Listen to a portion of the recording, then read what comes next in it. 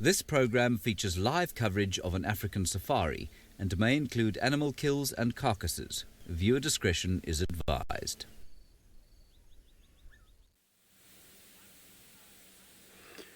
Look at that, I've got a very lovely family of kudus, a group of kudus together. We call it a flock of kudus. These animals are one of the largest antelopes here in Djuma Game Reserve. In fact, they are some of the largest antelopes here in Southern Africa. This is the second largest antelope here in Southern Africa. A very good afternoon and welcome to the beginning of our afternoon game drive. My name is Sydney and I am traveling with Fergus. We are going to try by all means to get you the best sightings here in Djuma Game Reserve, the western side of the Kruger National Park. My plan this afternoon is quite very much easy. This morning I was very lucky with some of the animals such as buffaloes, and I heard quite a lot of lion roaring. I will be going straight to the lions and see if we can find them. For your questions and comments, you can follow us on YouTube as well as you can follow us on YouTube. You can also follow us on Twitter, #SafariLive.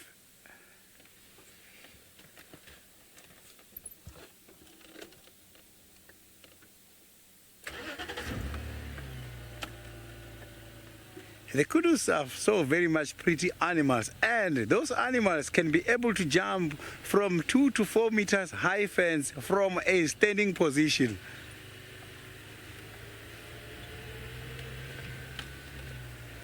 I can smell some buffalo droppings here in the area. The chances of seeing the buffaloes are also very much high from now. Look at that bird. So that is the African harrier hawk. It's the gymnogene. You can see the gymnogene flying there. So these kind of birds, they are doing some of the interesting behavior here.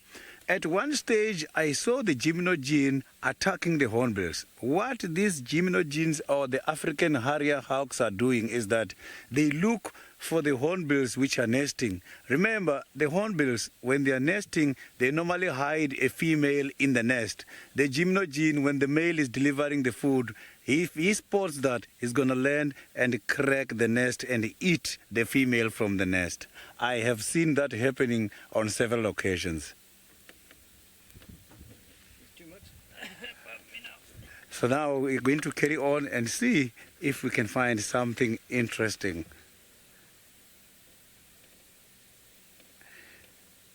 Coast side, the hornbills, we have got a lot. That is the only sighting I can guarantee you. I can guarantee you that before the end of this drive, we are going to see the hornbills.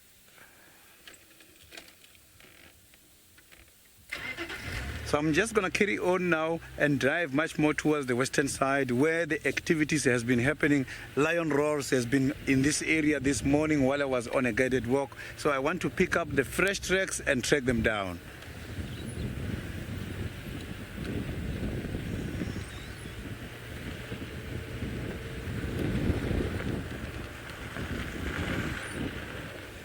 So while I am trying to find evidence on these lions, let's go to James. He's also out on a game drive. Maybe James got some tracks already.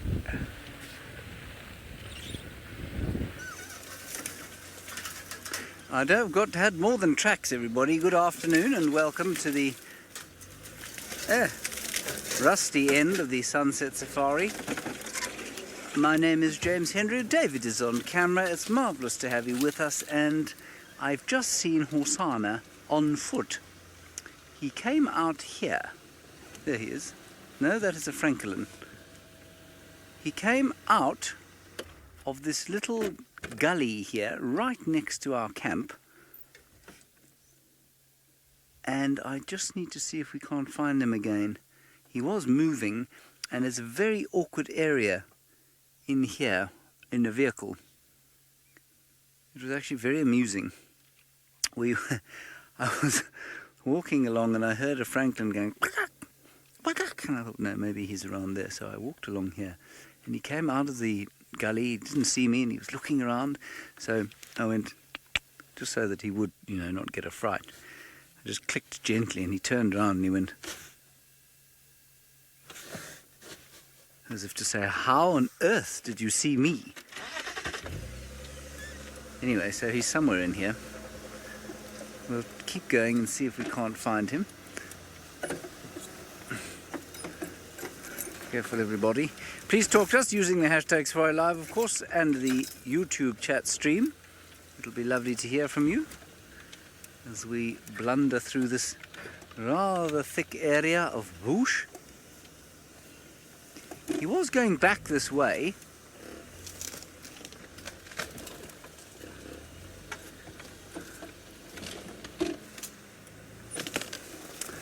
No, Sharon, Hosanna managed to avoid the lions, I think, today. And in case you've just stumbled upon the stream, of course, I haven't explained who Hosanna is. Hosanna is a 2.5-year-old male leopard who we've known since the day he was born, and he's been lurking around camp for the last day or so. Somewhere over here. But it is very thick in here in the vehicle. We might get lucky.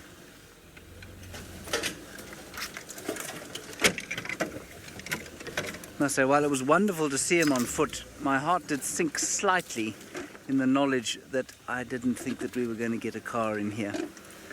I suspect that he's going to keep moving throughout the afternoon and the animals will let us know where he is through their alarm calls. And so, well, if we don't find him now, we might find him a bit later. Let's just ease up through onto this highway over here.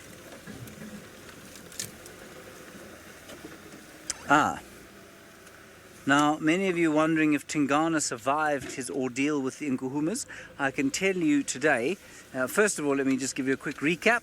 Tingana was treed, in other words, chased up a tree by the Nkuhuma pride. He is, of course, a very wily fellow, takes no risks, and he got up into the tree well in time, and then many of you were worried that he, might still be perched up there with lions licking their lips below him. No, that has not happened. The lions moved off slightly. Herbert went to have a look a little bit earlier this afternoon, and he actually did stumble into Tingana coming this way, possibly towards the waterhole here. So Tingana's absolutely fine. Oh, come on, Hosanna, don't do this to me. I was so pleased to see you. Now you hide from me like we don't even know each other. Which we do, of course. We know each other so well. If you do see bits and pieces of infrastructure, it is because we are next to camp. Right next to camp.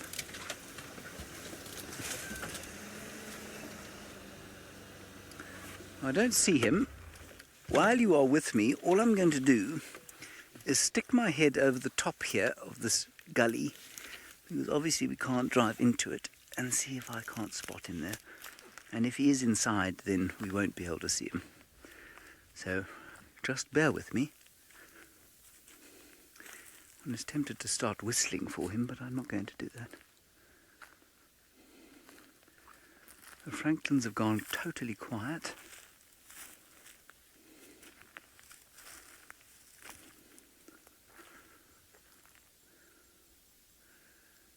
I wonder if he hasn't gone past here already. He's doing one of those sort of exploratory walks around the place. I don't see him anywhere here.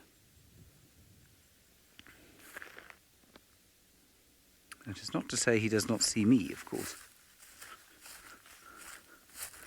It's safe to say that today was the only time I've seen him, and he hasn't seen me. Oh well.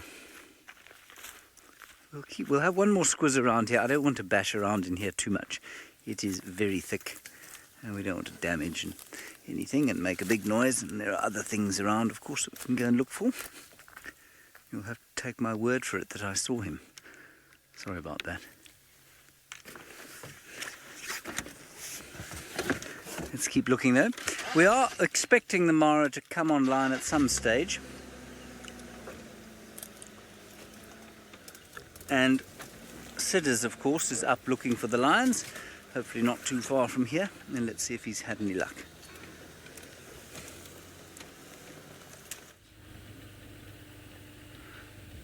There is no luck yet here where I am, but there's quite a lot of tracks showing evidence that these animals are somewhere hiding. Animals such as the lions, those big cats, during the day when it's hot like this, they prefer to sleep. The temperature today is on their favor, so they are going to sleep a long time.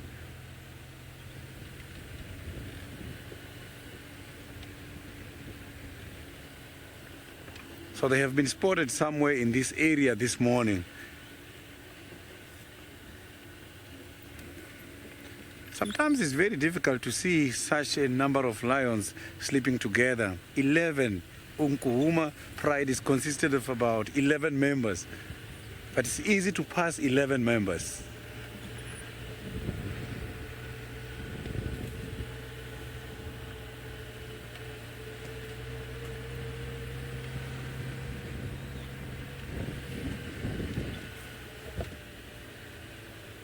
Yeah, it is. Oh, here they are. We're lucky.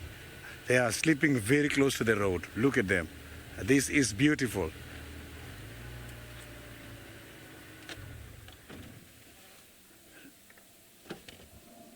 Look at this. This is beautiful. All sleeping, lying down flat. You can see that these animals, they are matching the surrounding. It's very much difficult to see when you're driving. Conrad, indeed, this is beautiful. All lying down flat. Look at that. Very much difficult to think that these are living animals. They look like grass.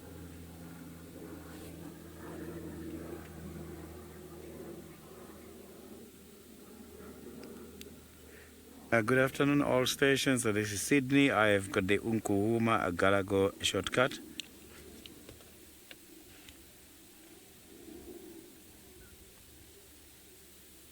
So this pride has not been successful yet.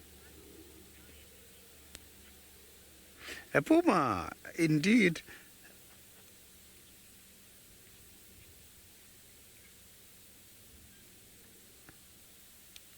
I didn't copy that. Come again.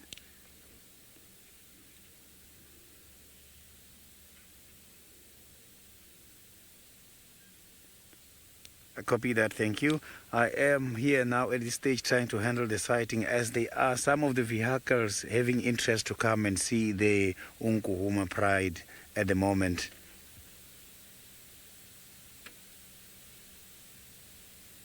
You can see these animals are relying on a very small tree, but all of them 11 fitted together by the very small tree.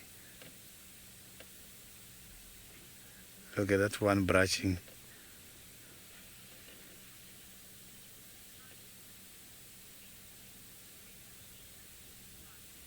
Francis, let me just have a look very well here on their bellies. When looking at this pride, I am not seeing any sign convincing me that these animals caught something already. And looking at the mouth, no evidence showing any sign of blood. This Unkuhuma pride, it is still very much hungry. So it means today, after this, they must have to carry on hunting.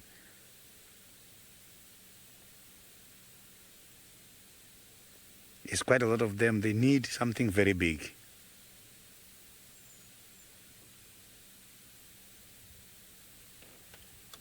So this kind of animals prefers something that is 550 kilograms. Young, the buffaloes, I have just picked up few evidence from the beginning showing that they are also in the very same area, but the buffaloes, they are much more towards the southern side of where we are. Maybe I can say at approximately 1 or 1.5 kilometers away from where the Unkuhumas are. This morning, we left the buffaloes right at Galagopen, heading towards the western side of the game reserve. But where I've just seen the fresh tracks now, I am convinced enough that the buffaloes are also here in the same area. They probably know that the buffaloes are here. They are following them.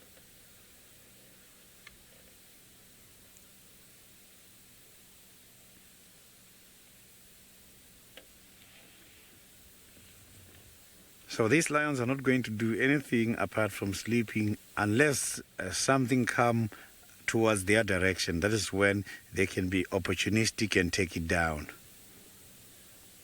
So their resting period mostly start running about 7, 8 when the sun is getting much stronger.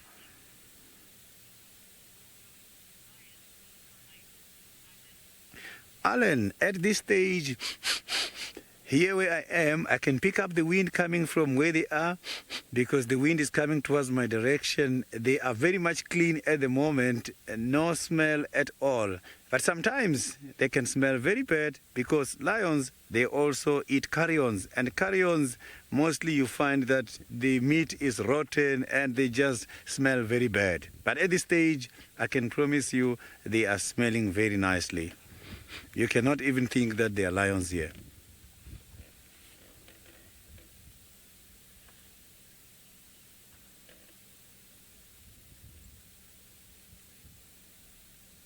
So one of them you can see opening.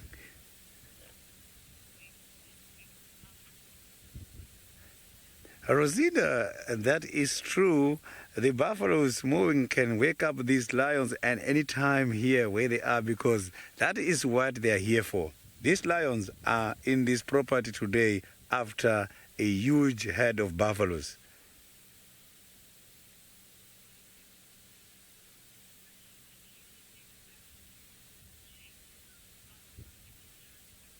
So let's go back to James. I think James found something interesting there in next to Galagopen area.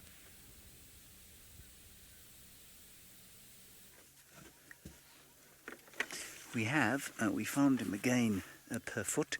This time round he was going... Anyway, there he is. Hosanna, the male leopard, 2.5 years old, son of the Duke. And the old queen, the late queen. He's very, very much asleep. Tristan's just sent through a photograph of a very neat track in the sand outside the tent where he was clearly spending, or where he clearly did spend quite a lot of today. Now, I don't think he's going to do a whole lot this afternoon, and so I think we will probably not be here for very long. We'll enjoy him for a little while and then see what else we can find. But this is not the best view of the little chief we've ever had, and so we'll just have a little look. And if you have any questions about him, please send them through, or any comments, and we'll probably leave him in the next, I don't know, 10 or 15 minutes, I suppose. Oh my goodness, Tristan Dix has all the luck with the nest cam.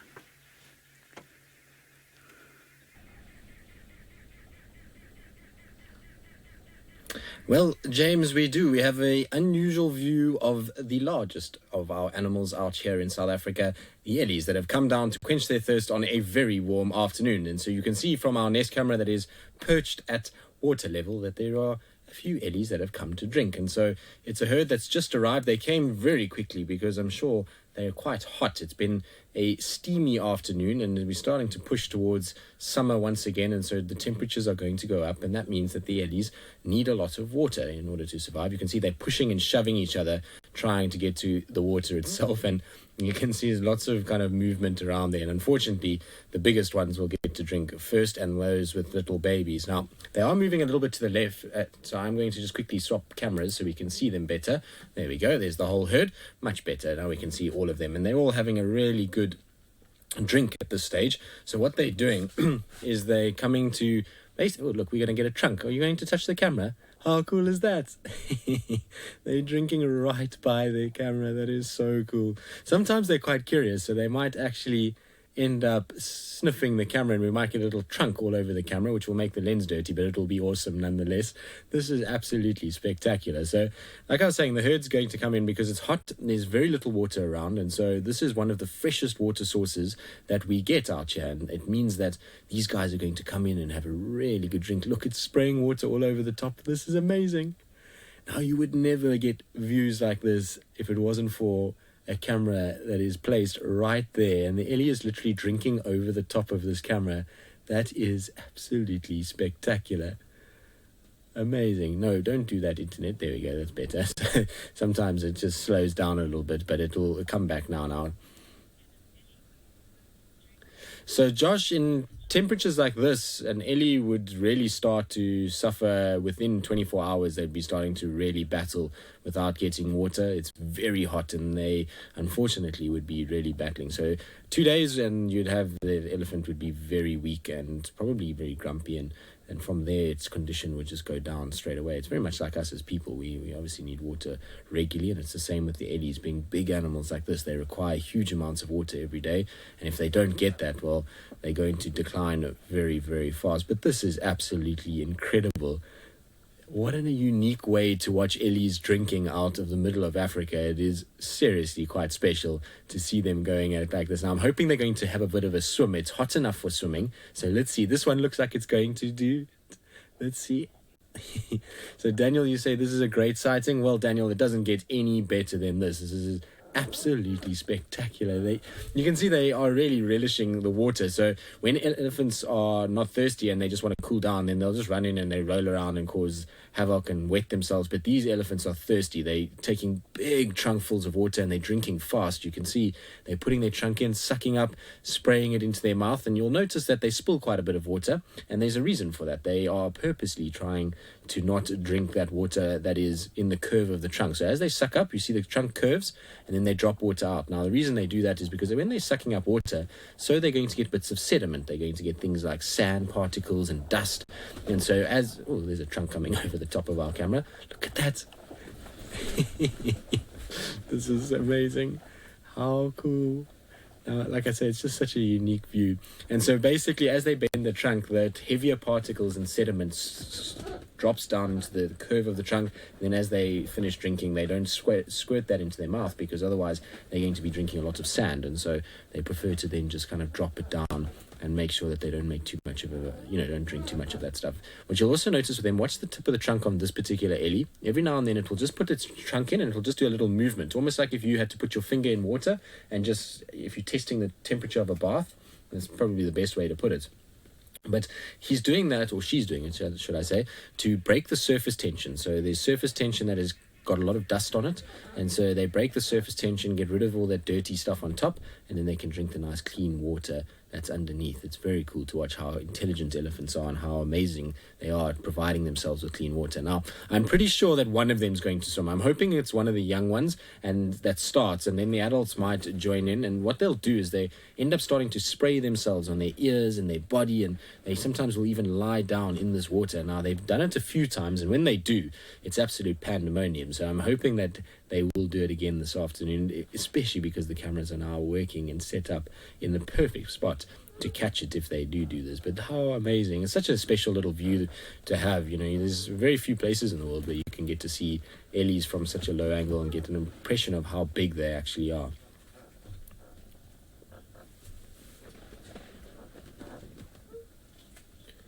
So, Pisces, Bobby, you're asking how many gallons they suck up in I suppose in one trunkful. Well, it's about 8 liters. So I'm not even sure what that is in gallons, to be honest. I'll have to try and think about it and try and work it out and see if I can figure it out. But it's about 8 liters that they get in a single kind of trunkful.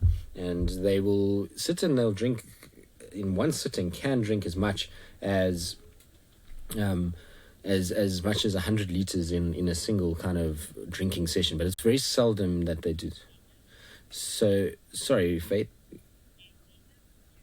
8 liters is 2 gallons. There we go. So 2 gallons is how much they can suck up with one single trunkful, which is of an adult elephant. That is, obviously, smaller elephants means smaller volumes that are going up. But this is very cool. Now, they're slowly edging. I can just see feet are slowly coming in. It's not a quick process yet, because I think they're very thirsty, so they want to make sure that they drink first.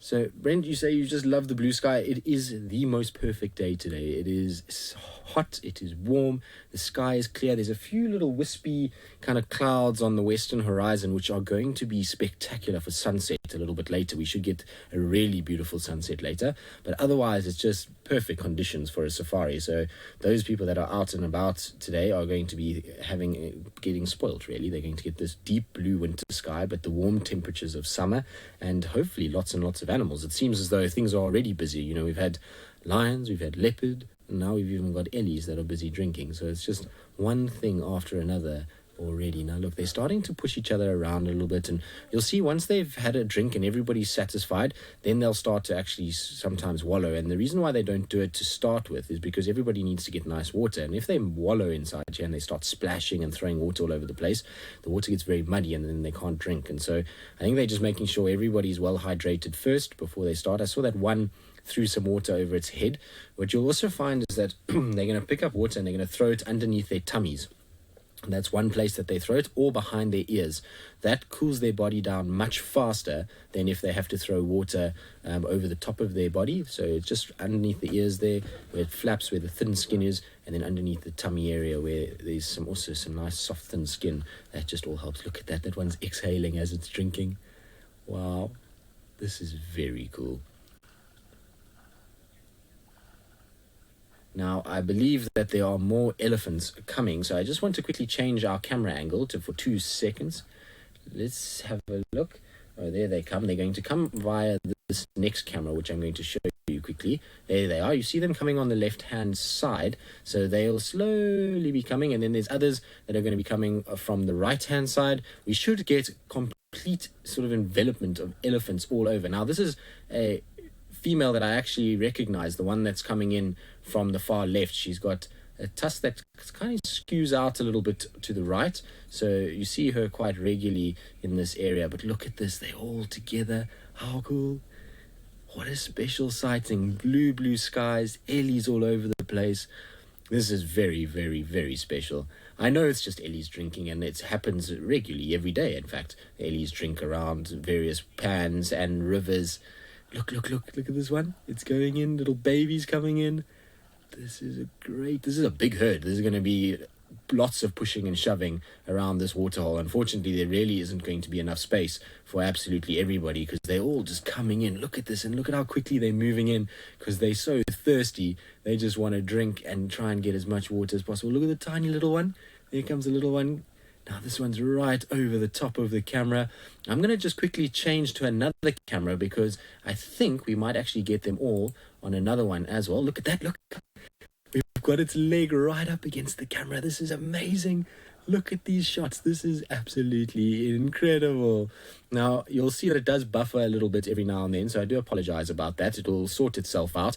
But, you know, this is a camera in the middle of the African wilderness, and so sometimes there is a little bit of a slowdown. But, I mean, you're never going to get to see something like this in person. You would never be able to stand underneath elephants like this drinking. This is very, very special.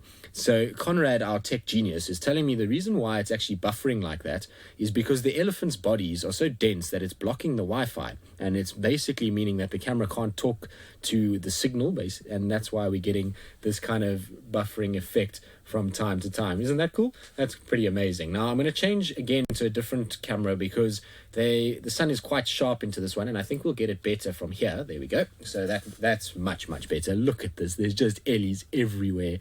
This is sensational. You can't ask for anything better than this.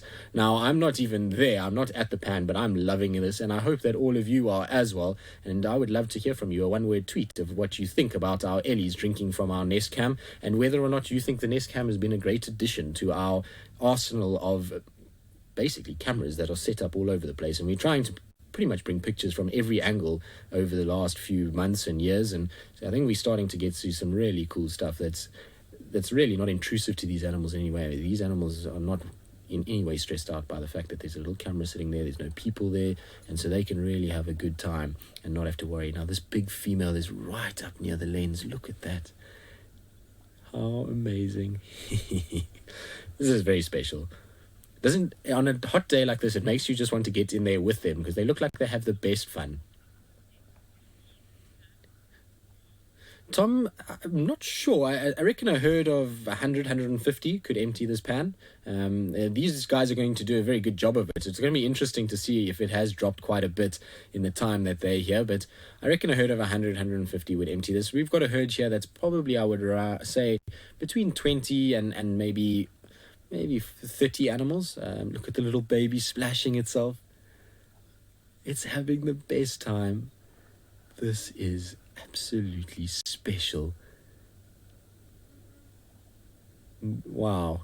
Now I'm hoping that they're going to have a full-on bath here and that we're going to see them really playing and going crazy in the water. It is seriously cool what they're doing. There comes the big female. She's going to go right in front of the camera. You couldn't ask for anything better. Honestly, we are being given the best show. You can see a young bull in the back there that's shaking his head. Oh, she's spraying water everywhere. Wow. Now she's going to make a complete mess of this camera. There's going to be mud all over it. Conrad is going to probably be sitting there thinking to himself, not again, because poor Conrad has to go and clean these lenses every day to make sure that they are kind of working and that we can get these amazing views. So the Ellies do make a big mess though, but look at this. So Sabrina, if another herd came along, there would be lots of talking. So you'd find the Ellies would probably communicate with each other quite a bit. There'd be a lot of kind of pushing and shoving. But if in some way they would probably talk to one another, and once the ones have moved off, the others will get a chance. Now look at that. It's just as quickly as they came, they're now starting to leave the scene again and move off. Wasn't that just the most special thing? I just want to check one camera just to see if we've got any sign of any others still here, because it looks like there might still be one or two around. I just want to double check. No, everybody's gone, I'm afraid. So everyone has left. There's now a bit of dust bathing going on. And you can see where they're leaving. Look at the dust being thrown on the back of that one. So she made herself wet, and now she's covering herself with dust. And she'll go and rub, and she'll get rid of any parasites that she has. Or she's going to just create a bit of a layer that's going to keep her a little cooler against this harsh African sun. But as they're filing off, you can see they're in single file as they go. Very cool. So James Richard, you say this is absolutely tremendous. Well, for me, it's as good as you're ever going to get for Ellies. I mean, we literally had elephants over the top of the cameras, all around them, playing, swimming. Absolutely wonderful. Right, now from an action-packed nest cam suite is what we're going to call it, and a waterhole that's been very busy. Let's send you back across to James, who's got, well, a cat that's not fazed by our elephants in the nest.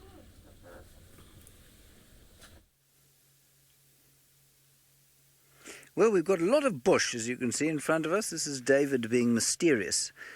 He is now going to show you and reveal where the cat is. There you are.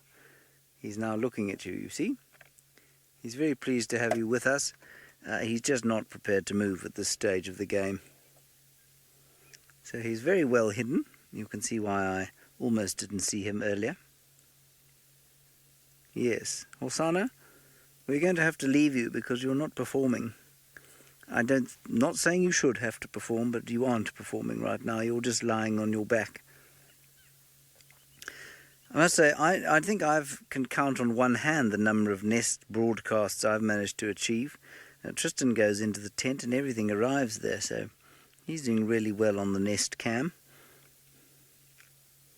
And like I say, we were expecting to have the Mara with us today, but they seem to be struggling a bit.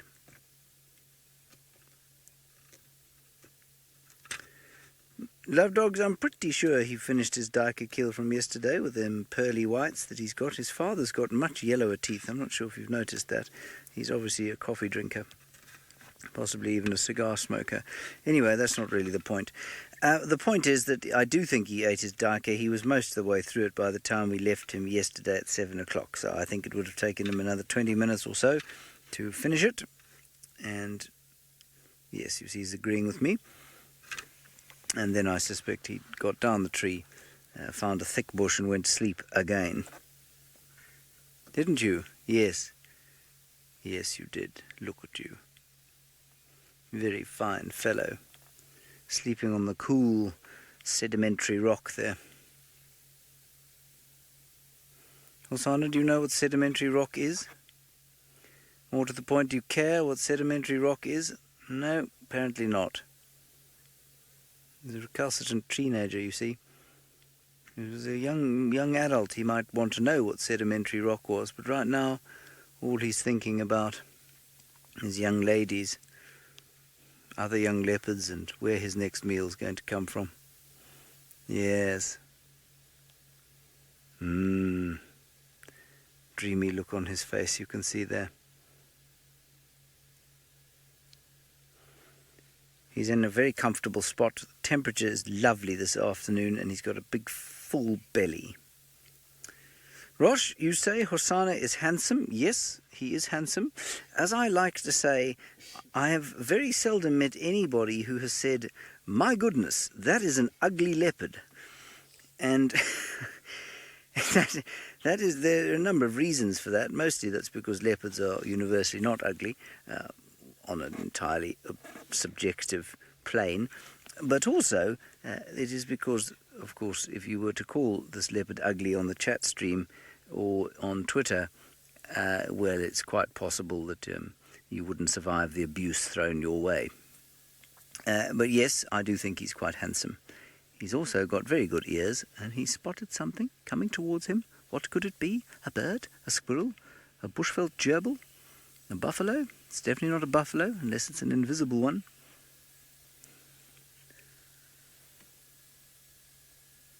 What you got there, boy?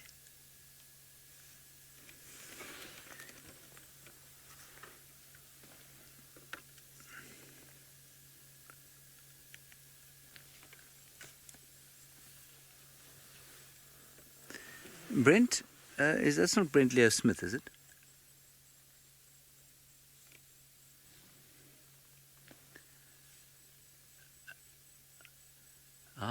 The YouTube Brent Leo Smith. I'm not sure if it's the actual Brent Leo Smith, but apparently Brent Leo Smith says that Hosana doesn't find me funny. I'll have you know that Hosana finds me intensely amusing. You should have seen the jokes we were sharing with each other when we were on foot together. I said to him, "Boo, I see you," and he went, "Ha ha ha ha ha, well done," and then he went to sleep. So he does find me funny, Brent. That didn't actually happen, everybody. I made that up. I can't see what he's looking at. All right, well, let's maybe sit here a little bit longer to see if he doesn't find something interesting while we go across to the Maasai Mara to Brent Leo Smith himself. I'm sure he's driving at a great speed, and I'm sure the volume of his voice is going to now startle you somewhat.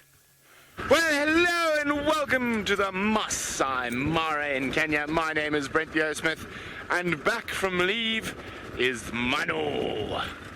And we are adventuring today. We've adventured a lot today. We've covered a massive amount of ground. We've probably done 150 plus kilometers today.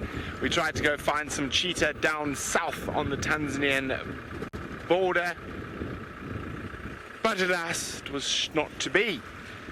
Now, what is going on down there? That looks like excited North Clan hyena.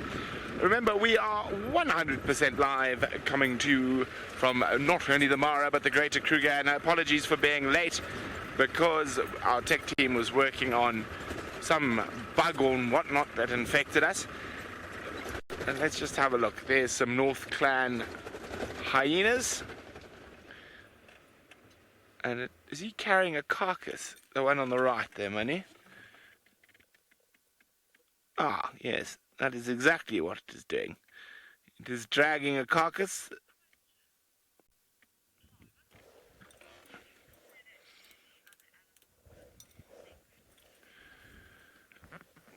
Tom, I'm not sure I quite understand your question. Tom would like to know, do we consider any of the animals in the park sacred? Well, all of them, Tom, of course. But culturally, traditionally, I don't know. Manu? Yeah, Manu's not sure either. So I'm not sure, to be honest, Tom. I don't know if any of the local cultures consider any animal sacred. Sylvie? Are any of the animals sacred? Very special. Maybe you'll ask for me, Manu, in Swahili. This is rhino. Ah, rhino. Ravinda, I was hoping to find cheetah, but alas, I've given up on my cheetah mission. We saw thousands upon thousands of wildebeest, and a friend of mine is in the Lamai Wedge in Tanzania, and he sent me a photograph of Naratoy's young boy, and I could see the border in the background, but unfortunately, it seems like the cheetah are still in Tanzania. Now, normally, we would drive up to where those hyena are. However, with all the rain, that would be highly inadvisable at the moment. We would leave deep ruts in the ground there, and it would look very unsightly, and it's not good for the soil, so we're quite happy to watch them from a distance. Now, if you have any questions, like Ravinda has been sending through, hashtag Safari Live on Twitter.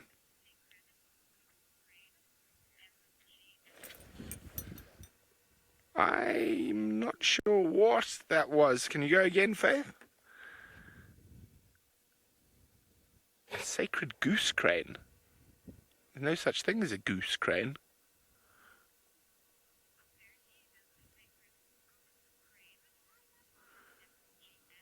MGN says there's a sacred goose crane. Well, it must be a fictional goose crane because there's no such thing as a goose crane.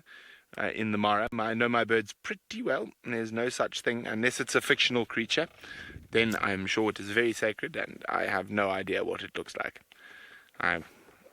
Maybe a goose crane. Manu, have you ever heard of a goose crane?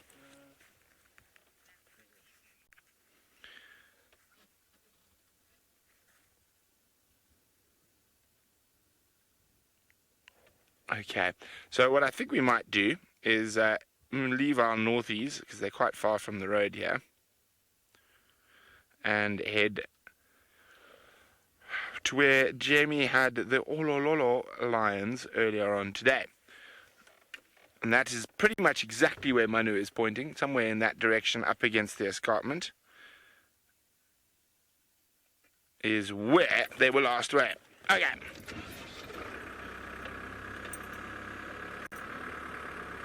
Okay, so let's make sure I'm not going to cause a traffic accident while I practice my reversing skills. Let's send you back to Sydney and the Oklahoma Pride.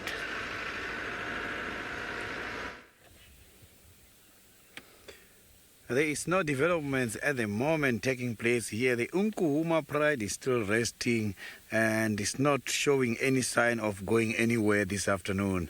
So what I'm going to do is that after this lovely sighting, I am going to try and see if I can identify the area where the buffaloes are.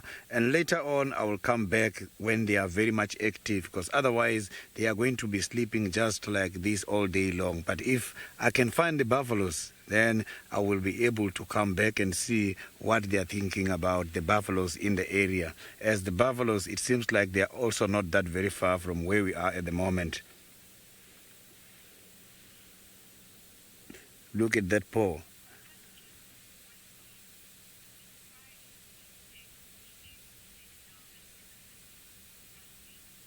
Wesley, they are just 11 at the moment, and a fully grown elephant, there has to be a lot of lions to take that. I know some of the lions used to specialize on elephant, but a number must have to be 18 and above. 11 elephants will be a very difficult job. The elephants can be very much dangerous, and they don't die easily. They are die hard.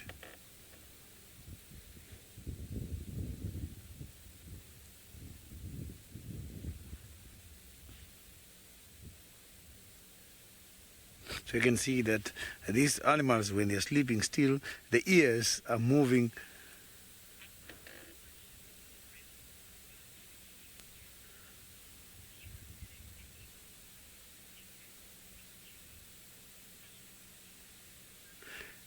Tom, in Juma, we do consider some of the animals, secret animals. Animals such as the rhino, they are one of the animals who are dying very quickly in the country at the moment. So those are the animals that we are trying by all means to preserve, to avoid extinction.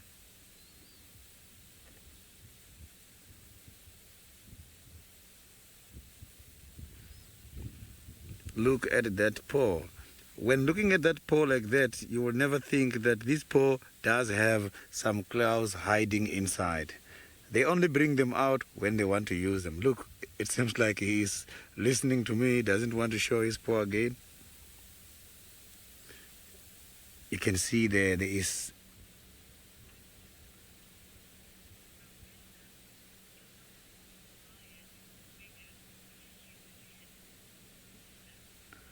Rosita, the paw of the lions, some of the lions can be very much big, depending on the species.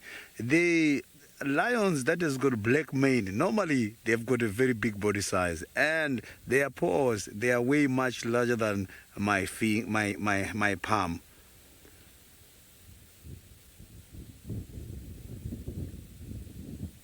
And look at that.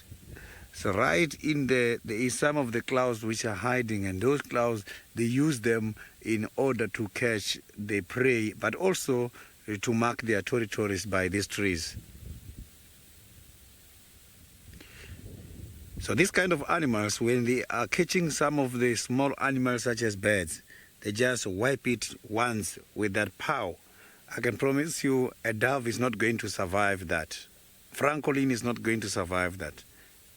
Guinea fowl is not going to survive that.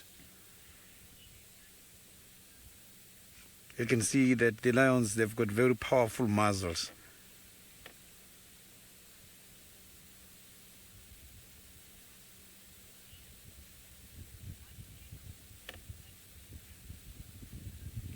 So Ninamu, I didn't copy your question.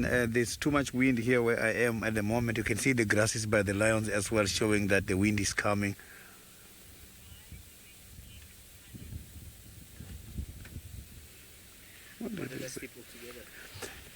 So Ninamu, the reason why the lions sleep all together like this has got something to do with their safety. Because if they are sleeping, wandering, sometimes that does jeopardize some of the family members. Remember, the predators, they do hunt each other. And sometimes lions, they do expect some of the rivals coming from their neighboring territories.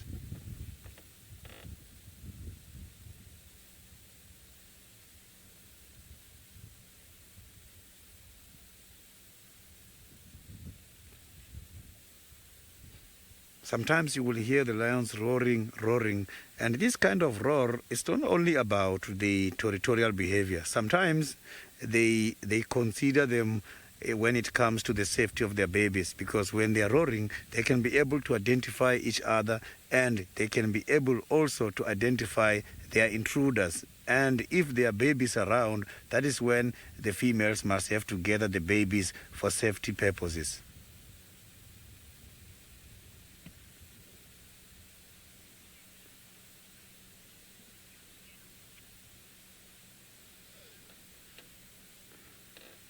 That young male went to that side.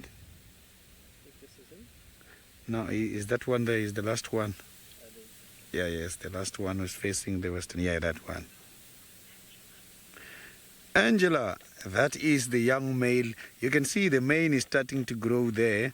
That you will see the mane nicely when it's older than going towards 2 years. You will see then growing. But this kind of mane, they also give them problems. When it's too hot, they experience quite a lot of warm temperature in there. Yes, it does have a positive impact because it does protect the neck when they're fighting the other males and other females as well, fighting for food. Lions can be very much vicious. Their fight can be very much strong.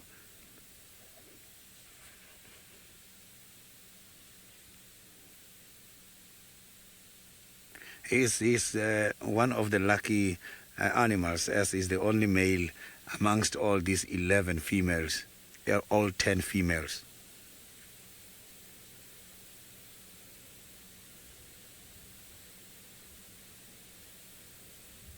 He is lying down flat. He must be very much spoiled because he doesn't have much responsibilities here in the Pride. Hunting activities are facilitated by all these females. Yes, sometimes he can join, but it's not much of his responsibility.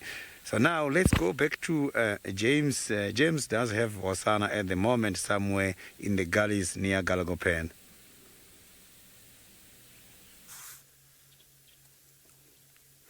Well, yes, the gully's near Gallagher Pan. He's crossed north over the gullies near Gallagher Pan, and he's now heading towards our new rooms. The rooms of Egbert, Geraldine, Kirsten and Louise. And David, sorry, David. David as well, yes. Sorry, David. He has decided to have a little lie down in the shade as he observes the goings-on in those rooms. I'm not sure who's in there now. I think Kirsten and Geraldine might be there.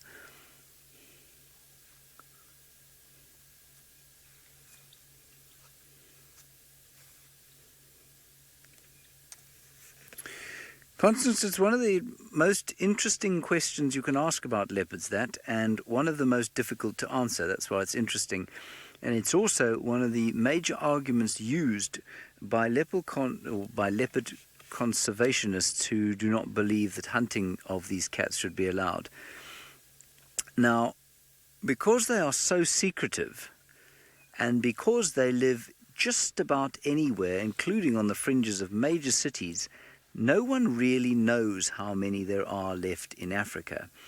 We know the population of the Sabi Sands intimately. This is probably the best known populations of leopards on planet Earth, I suspect. And of course, remember, the leopard extends all the way down round into the far east of Russia. So between, say, the forests of where would they be least well known? I guess they'd probably be least well known in a place like the forests of the Congo, where there are no researchers. There's a great deal of civil war and a whole lot of other things that would preclude researchers going in there and doing long-term studies.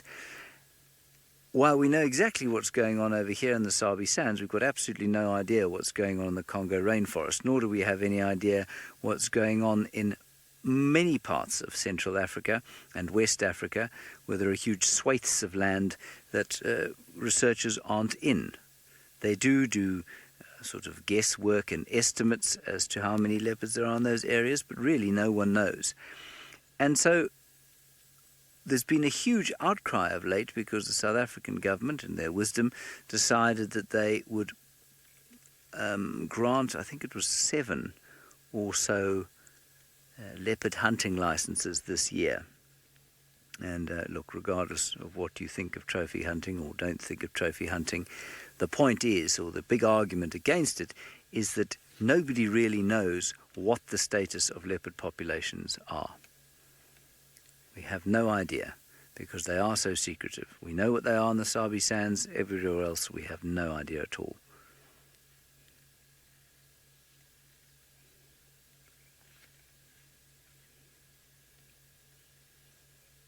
Well, I would agree, Omkar, and again, slightly distastefully, I did drive once when I was a guide a big cat trainer, and he used to have a whole stable of big cats that he would use for movies. He'd train them, and then if they needed cats for movies, he'd take them in.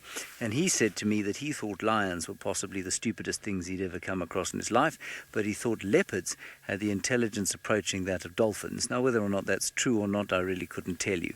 But I would agree with you. They are certainly extremely adaptable. If that means that they have intelligence, well then yes, absolutely they have intelligence.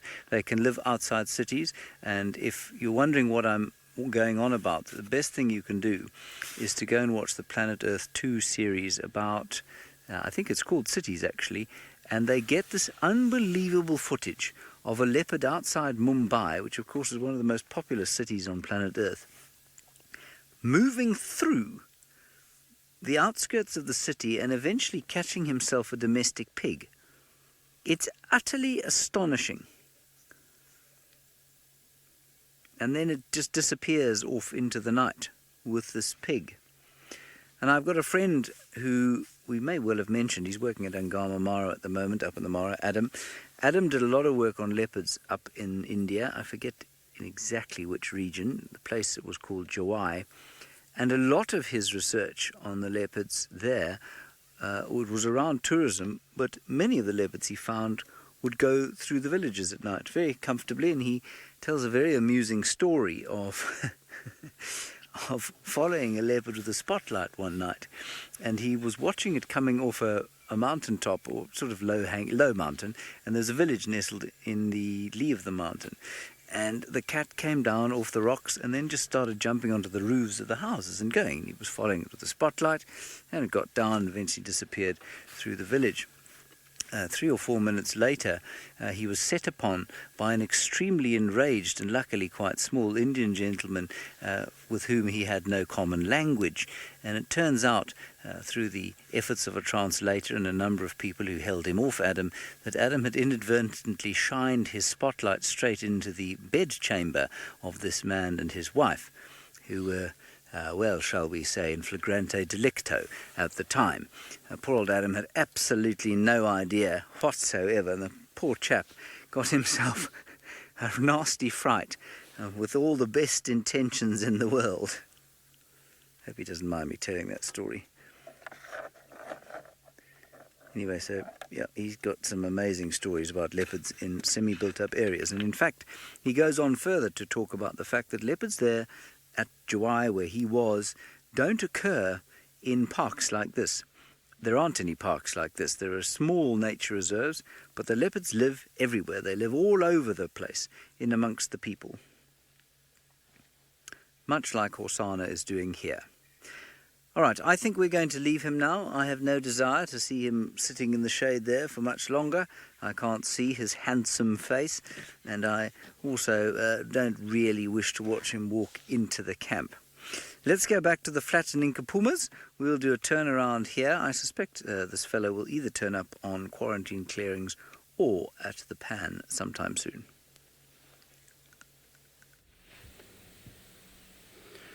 Look at that. These lions are not showing any activities at the moment, and now this kind of sleeping behavior triggered my mind in order to leave here so that I can find some buffaloes for you and then come back here during the dusk, because that is when they are going to become very active. They dislike too much sun, which is a good thing. You can see that they are all still sleeping flat. There's only one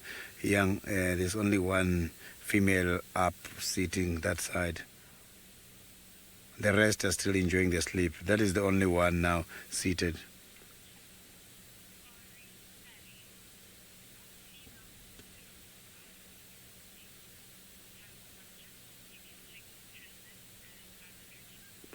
So let's go to Tristan. He does have some Nyala drinking at the water hole. I will be leaving the lions.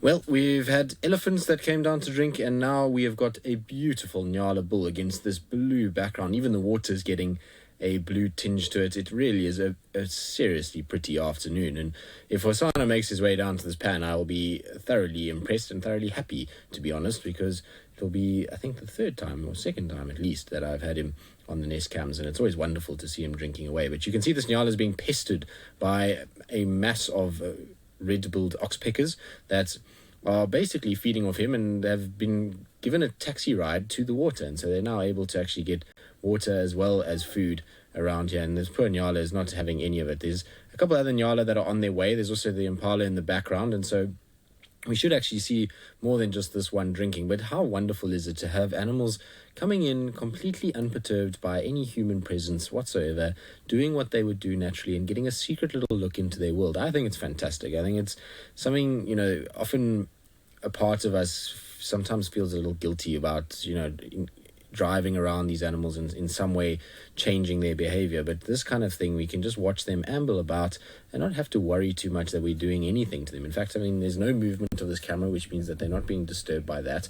And you can see they've accepted it quite quickly. Now, I'm going to just quickly change the angle that we're on, so hopefully we'll get them. There we go. There's the setting sun that's starting to come down, so light's a little harsher on this side, but there's the one Nyala. The other one should come around slowly now. It should be on its way. And what's interesting with these Nyala is that every single time a male Nyala comes here to this pan and drinks, they walk to that exact same bush and they rub their horns on it and they do their thing there, and it's amazing. It's every single male Nyala does it. I don't know what is going on there. Obviously some sort of secretions that they're leaving there that is a marking, but it's not the same Nyala. It's different ones that do it. I wonder if the other one that was kind of milling about just now might come past and do the same thing. The impala is going to have a bit of a drink. Look at the reflection on the water. Isn't that nice? It's very, very nice. I think so. I think it's wonderful. Now, Hosanna, that's where you need to come and drink just now when the sun is almost down. It will be beautiful. Deborah, the colours are amazing. It's a beautiful, beautiful, beautiful winter's day, like I say, and the colours really are quite spectacular. We have been spoilt this afternoon on Nest. We've had, these beautiful blue hues, and we should theoretically get quite a nice sunset from here. That's one nice thing about this particular angle, this camera, is that you do get these incredible sunsets that come down at the back, and if the animals are drinking, it's almost this kind of backlit beauty that you get coming down. I really, really like it. I think it's very, very pretty. Now, the impala is coming to drink again. That Nyala is drinking just off screen. You can just see his reflection every now and then in the bottom left corner of his head going up and down from where he's been drinking.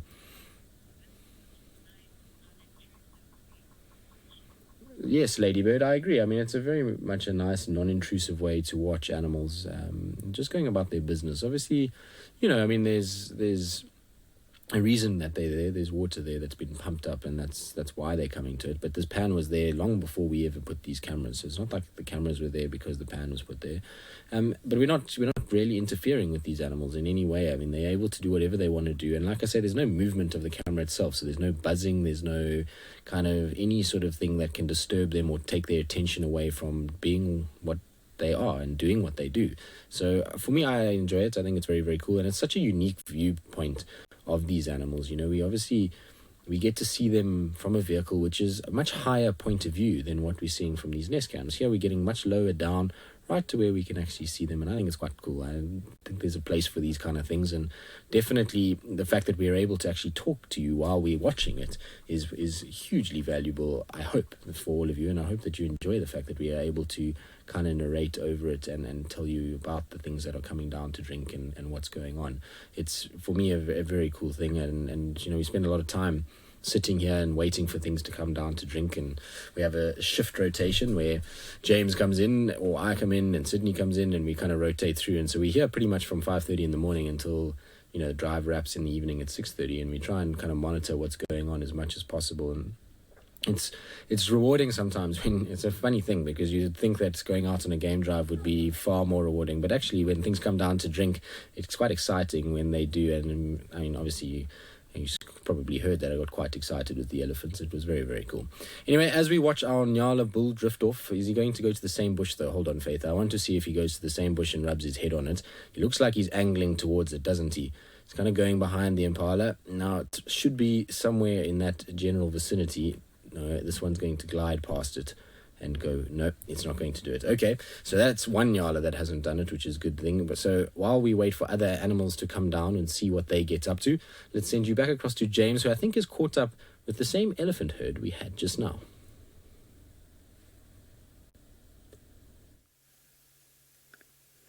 I think it probably is the same elephant herd. They had another drink at the Galago pan, and they are now tossing dust artistically into the sun, which is very pretty, isn't it, David? Yes, David is being very artistic, you will see shortly, hopefully. Yes, a lot of pressure. I must put pressure on these young people, everyone, I find. There you are, David, you see? See what the pressure did? Beautiful pictures now. Dust motes and insects flying about. The wind blowing up to help you from the northwest. And this elephant cow has just moved a fallen branch off some last little bits of grass with perhaps, I don't know, just a drop of moisture in them. I don't think it's moisture so much as I guess it's just roughage. And apparently you're getting good ambient sound, which is nice. Yes, you can see the hairs. She hasn't shaved for a while.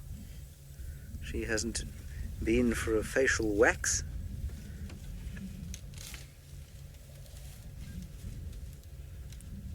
Dust is quite something. It's really pretty. So pretty, in fact. Michelle, you love Ellies. Good. I don't know why David finds that funny. David thinks that's very funny. I love Ellies too, Michelle. I think they're fantastic. Don't pretend you're not laughing by coughing now, David. You know what, Michelle, I really struggle to take decent photographs of them for some reason. They are difficult to take original photographs of. I failed there, mainly because, of course, I never take photographs when we live, do I, David? No, I don't, that's correct.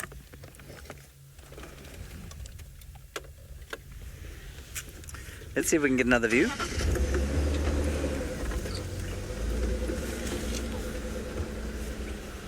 David, I can see that you and I are going to come to blows before the afternoon is out.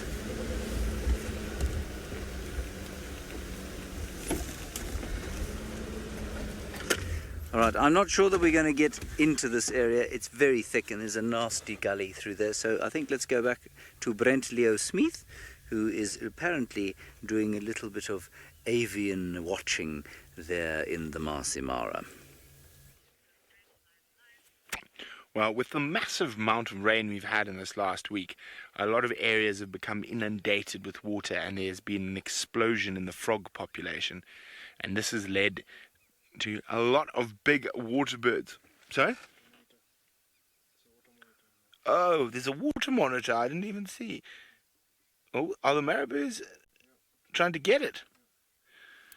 Oh, wow. Must be quite a small monitor.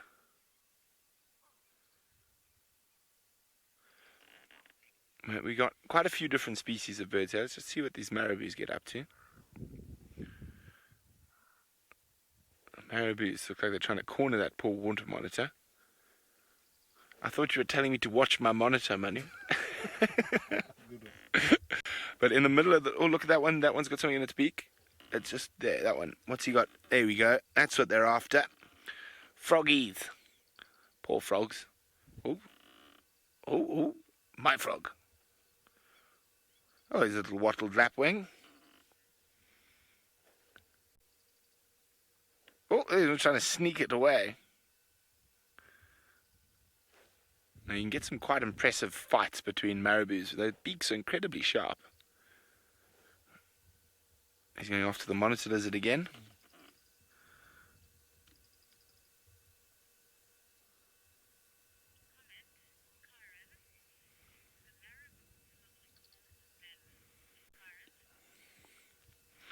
Karen says the marabous look like old men indeed. Often called undertakers as well. They look like undertakers of the bush. We've got a yellow-billed stork next to us here on the left as well. And some cattle egrets. But there, that yellow-billed stork. Beautiful. Stunning. Sacred ibis, cattle egrets. Black-headed heron about to fly through shot, I think, or not. There he goes, black-headed heron flying through. Let's just move a little bit further to where there's a bit more action going on. It seems to be, maybe there's a few more frogs in that spot at the moment. Let's see if we can see that. Oh, there we go. We can see that monitor. I think that's a bit big for you guys to really tackle there, Mr. Marabous. That is a fair-sized monitor lizard.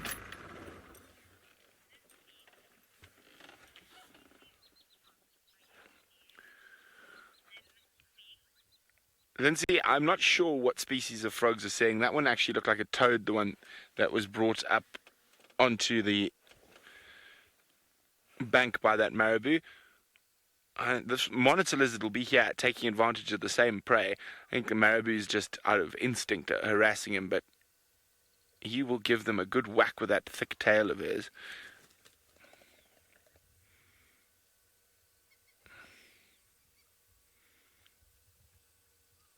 Oh, I just need to move off the road. Oh, look at him arch his tail. Well, arched his back as soon as that marabou moved.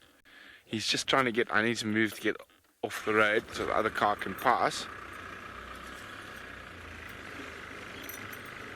There we go.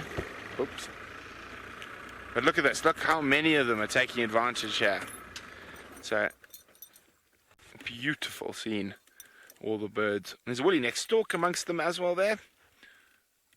Oh, a couple of woolly-necked storks about. Oh, that one's got one again.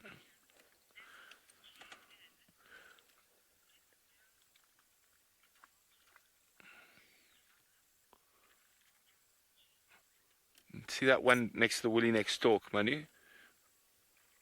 Oh, no, there we go, he's got it. There we go, that one. Yep, he's trying to... And there's the woolly-necked stork behind. He's trying to kill it enough that it doesn't escape, which I think it has. Haha, unlucky for you. Oh, there's a bit of a war going on. MGN is asking, do the marabou storks and vultures ever fight? Yes, indeed they do. They can actually fight quite viciously amongst each other at the carcasses. Now, unlike the vultures, the marabous are able to take advantage of other prey, like they're doing right this very second with fishing for frogs. They'll also fish for fish if they're fish about to have.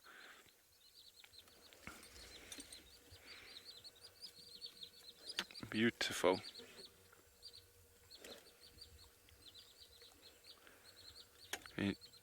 Listen carefully. If you listen carefully, you can hear them actually pacing through the water, so I'm going to keep quiet.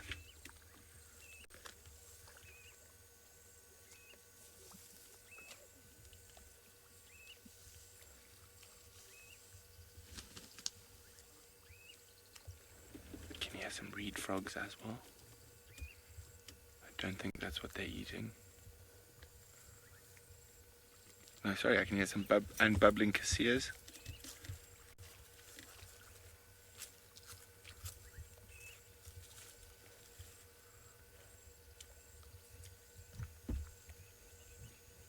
Beautiful scene out here. Oh, there's another bird species at the back. Manu, if you go up and to the right of that lot there we go. White storks. On the right, there's a white stork as well. 2 white storks. 3 white storks. Oh, to the bottom white stork, just go a little bit to the right from that white stork, from the far right one. Down, there we go. In the reeds there, what have we got? That looks interesting. What have we got? It's a bit far to tell. We're on full zoom, man. Looks like a little sandpiper, but the light's a bit difficult for me to tell you which one.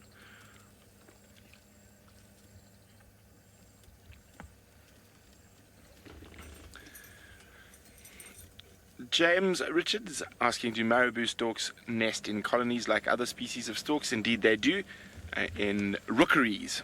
Like herons, you'll often have herons, yellow-billed storks, sacred ibis, white storks, not white storks, yellow-billed storks, all sharing the same home.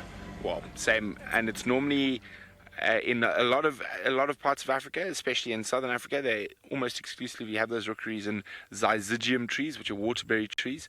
So they're inundated trees, so they'll nest above water where their chicks have a much lesser chance of being taken by predators. Okay, well, we're still trying to get towards the lions, and we're going to leave our storks to continue their frogging snacks and keep heading on to see if we can catch up with the Olololo pride. Bambo! Hi! So guys, we are just going to have a quick chat here. So we are live at the moment. But, okay, well, while we have a chat here, we're going to send you back to South Africa, to Sydney, who's on a mission.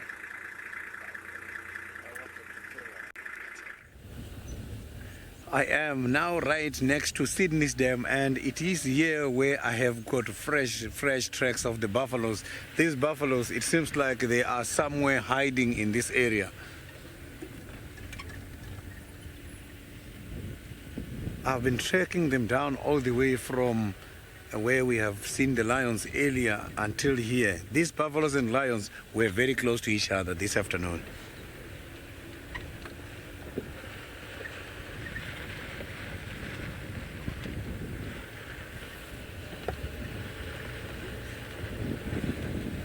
just want to try and have a better angle to see if they are not at Sydney's Dam at the moment.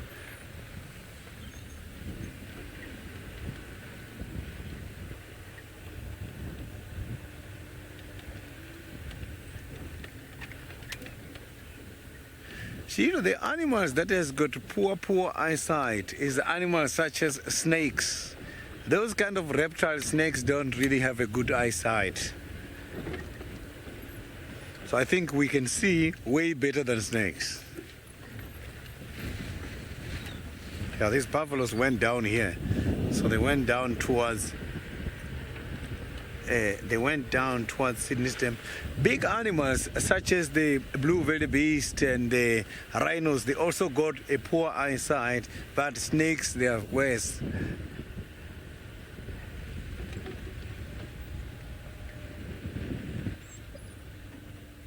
So it seems like these buffaloes are walking as we speak, because here I can see the tracks are very much fresh and they're showing that they are cross-cutting towards that side.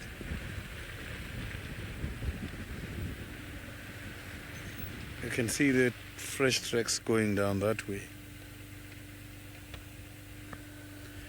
You can see their fresh tracks heading towards that side. So they disappeared towards the private concession much more that side.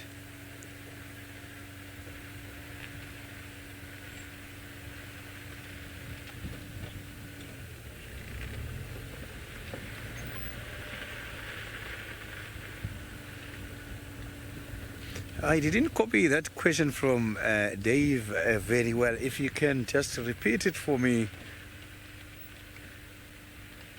My favorite animal is the dung beetle. Dung beetle is my favorite animal here amongst all these wild animals. The reason why I love dung beetles is because of the significant role the dung beetles are playing in this whole ecology. These whole big trees, together with all the big animals, they are all enjoying the efforts done by the dung beetle. When the dung beetles are rolling the balls, hiding the balls under the ground, they are fertilizing these areas for the trees to grow and for the animals to eat.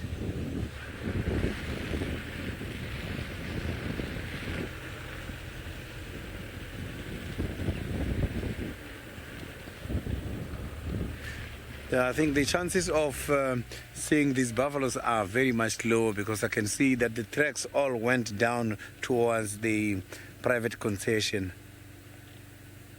unless they come out and come back again. Maybe the Unkuhuma pride is gonna start following them soon as the sun starts cooling.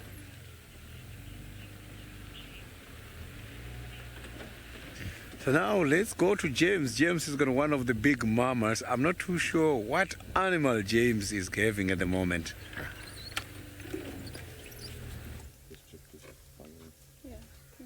Right, we have a small problem, everybody. The small problem is that what we wanted to show you is now trying to escape from being on screen. It is astonishing how often that happens.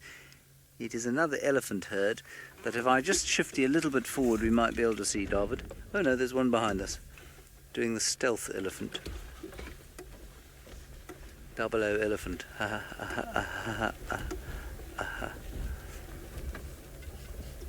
Hello, how are you? Now the elephants are a bit jumpy today, and I think that they're a bit jumpy because of the game census that's been going on here. So they've been flying a chopper up and down over the northern Sabi Sands today, and what that means is that if they see a herd of elephants, they don't just fly over it, they'll then circle it to get an accurate count before carrying on the transect that they happen to be flying, and that will definitely unsettle these elephants. You can see that she, old female, is secreting from her temporal glands, so she is experiencing some kind of stress. It's definitely not from the heat. There's no big bulls around, and I can only think that this herd and the other herd, which kept getting into a kind of defensive group, was somehow harassed by the game census. It's not a bad thing, it's just a temporary thing, and the game census has to be done, so it's really not a criticism of the game census at all. It's inevitable, but I think that's why they're a little bit jumpy. Lovely long tusks, this cow.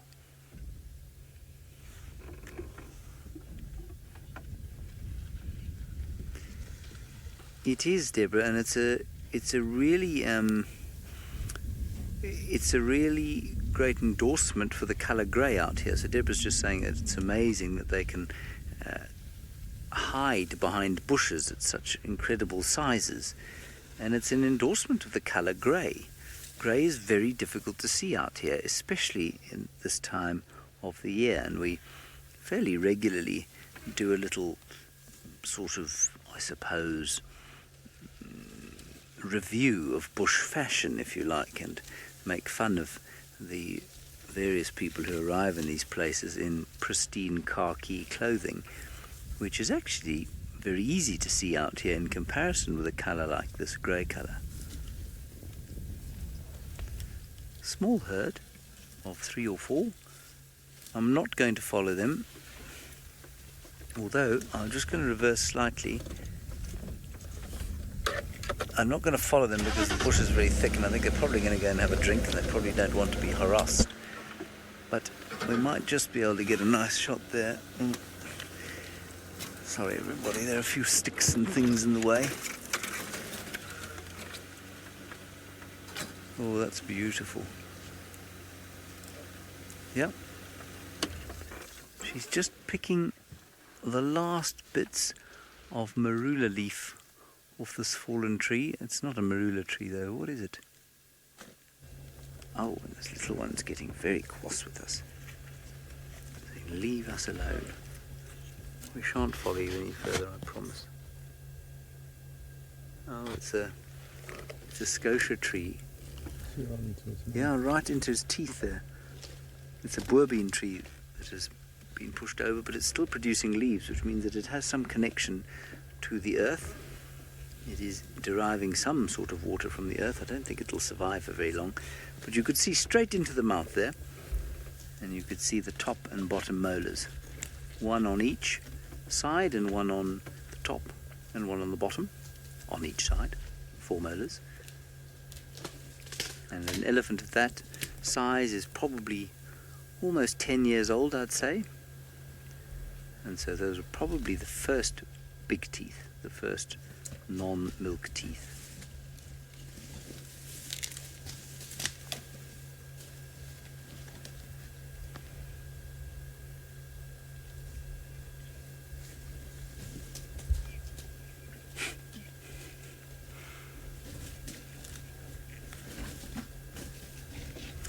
Browntown Gamer, very nice to have you with us. I believe you're a new viewer. Welcome to Safari Live. Shush, little fellow, don't worry. I'll answer that question for you now. Interesting, this one is not the oldest one. The oldest one is that old cow. She's not worried about us at all. And this one, who's probably a youngster. He's trying to show how big and strong he is. I think it's a young bull. So Browntown Gamer, we generally do not help animals out here when they're in distress. Unfortunately, we do try and let nature take its course. And apart from not wanting to interfere too much, one of the major reasons for that is that just about every time you do try and interfere, it almost always results in some form of tragedy. Nature has a way, of course, of balancing itself out here, although that balance is not something that's an equilibrium, so nothing stays constant out here. But unless it's an endangered species like a wild dog or a cheetah, and unless it's been affected by human beings, so if it's been caught in a snare or something like that, then absolutely we get people in and they'll deal with the problem. If an animal gets sick or something like that, no, we won't bring in the vet to try and sort the problem out. And in fact, we had a rather distressing time a little while back with our pride of lions, our favourite pride, the same pride that Sydney's been with, the Nkuhumas. They lost a number of cubs to a disease called white mussel disease, which it's certainly not well known in carnivores. It's treatable in domestic stock, and we didn't do anything about it, and there was a lot of debate on the interweb about why it is that we didn't help, and a lot of people said we should have, and others said no, you have to let things take their course. I don't know that there's necessarily a right or a wrong way to go. The policy over here is that we do not interfere. The Mara, often very different. The Mara often has a different way of doing things. I think old Scarface, the male lion, possibly one of the most famous male lions in the world, been patched up and stuck back together 5 or 6 times. Once he certainly had a spear thrown at him. I don't think anyone was trying to hunt him. I think he was probably interested in some cattle that were being grazed in his territory, so they saved him from that. I mean, we'd do the same thing here, but I think he's had fights, and I think they do sometimes then, if the animal looks like it's going to die, they'll get the vet in and help. You know, what's right and what's wrong, who knows? Merits to both. Oh, here's another elephant. And of course, Jamie the other day had a snare. Well, she didn't have a snare. She wasn't caught in a snare, so we didn't bring the vet in for her. We do sometimes bring the vet in for her, but we didn't have to this time round. We brought in, or we didn't bring in, the Mara brought in a vet to look after a snare that was on a baby elephant. And they had to do that. And that was very difficult because, of course, there are no fences there, and the elephants ran into a forest, which made it very difficult. Lots of elephants around. It's so nice when they're back. It's such fun being able to go around the corner and knowing that somewhere along the way you'll find a little herd of elephants. It's another old cow, that. I say old because she's got a really kind of pronounced angle to her head, and of course her shoulder blades are sticking out, and now that poor tree is going to cop it as a result of being a sort of nice itching post. She's not very old, but she's quite old.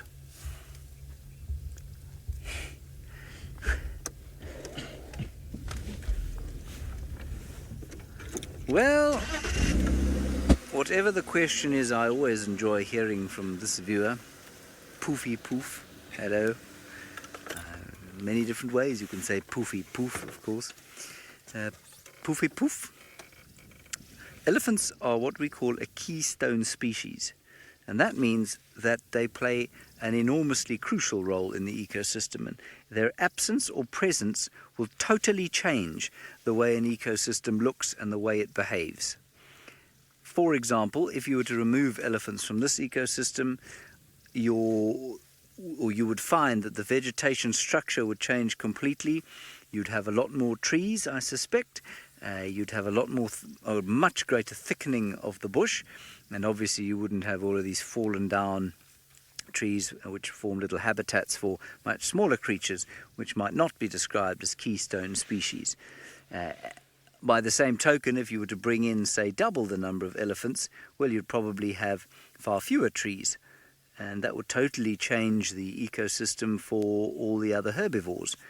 So you might, in fact, have fewer kudu and nyala, which of course need the thick bush to browse in, and you might have the influx of, say, eland perhaps, or sable, or more grassland favouring species.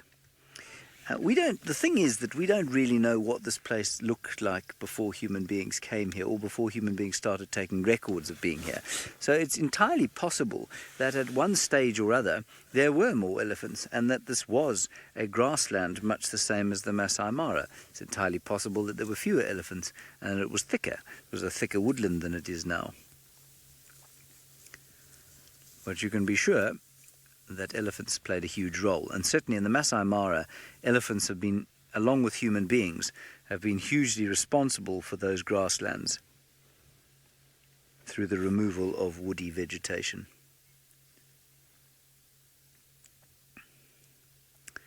That is very pretty.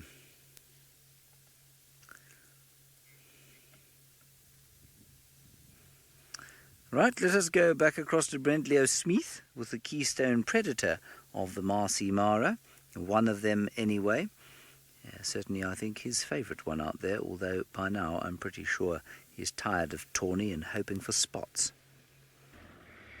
Well, welcome back. Remember, we are 100% live. We have made our way towards the Olololo Pride, and they are reclining in the late afternoon light. The sun's about to disappear off to the west. And remember, if you have any questions, hashtag Safari Live on Twitter is the best way to get them to me. So the lions are quite far spread around us, and they're looking quite well fed.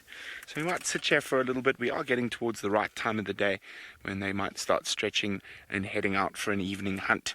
So, as most of you know, patience is key in the wildlife game, and that's why we spend many hours sitting next to sleeping kitties. Although I'm not sure these guys are going to do anything till quite late tonight, looking at how lazy they are at this very moment. Can you even see the one next to us? No, you can barely see it. You can just see her breathing.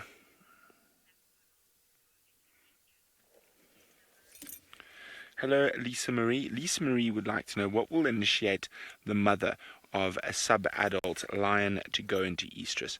Well, Lisa Marie, that will generally only happen once that lion cub has gone over about 2 years old, in some cases even 3 years old. So they're no longer really sub-adults, they're young adults and are no longer dependent at all on their mother and are able to hunt by themselves.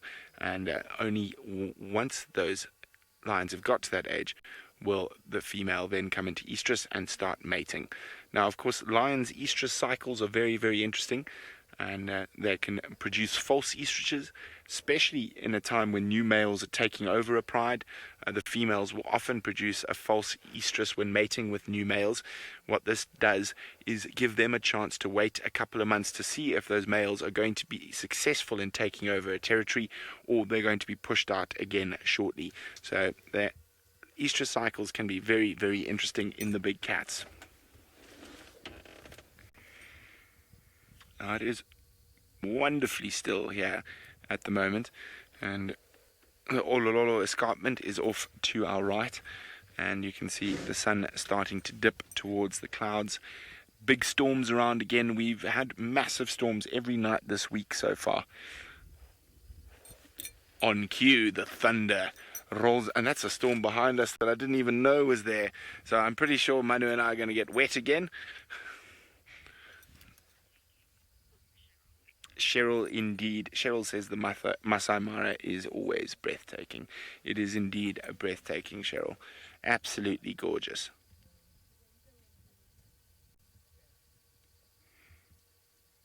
Now, there's storms to the south of us, storms to the north of us, storms to the east of us. The only patch that doesn't have a storm yet is the west. So where we were looking for cheetah this afternoon, only about an hour or two ago, if we were sitting there, we would be thoroughly drenched by now.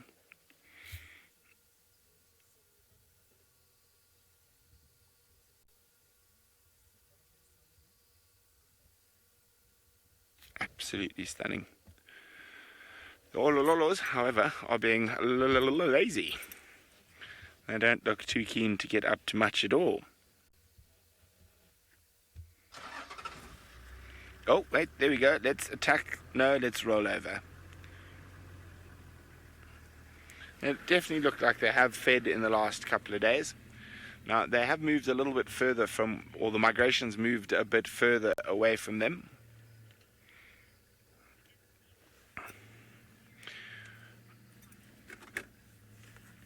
Now, Amy is asking, where have the Olololos been? We didn't see them during the Gauntlet series. Now, Amy, we didn't see them for good measure. We are very far out of Olololo territory at the moment. We are actually in what would be traditionally described as sausage tree pride territory. Okay. So, let's do it this way, I think. That's going to be the best way. So there we go, got a little map for you here. The Olololo pride traditionally There's the Olololo Gate, you can see there. Sorry, my head's in the way there, money. And they very seldom went south of this little drainage line here. So this area here was traditional Olololo territory. Now also most of this area here can be very wet, and also it's a non-off-roading zone. So during the gauntlet we didn't spend much time in this area. Now the Olololos are all the way down here. What have I done? There we go. We're actually sitting right here at the moment. So they're all right down here around Laga and Ndlovu, which is a good 8 or 9 kilometers away from their traditional territory. And them pushing down because of the lack of food in that area has caused the sausages, we have a head up, has caused the sausage tree pride to move further to the south, and the Awinos to move further to the southwest up against the escarpment. And so this big pride pushing down here is probably going to cause some pandemonium amongst the other lion prides. Now this is the area, as I said, we used to look for the sausage tree pride, and now I don't think we'd even dream of looking for them in this area. Sausage tree pride haven't been up this side of the world for many moons now.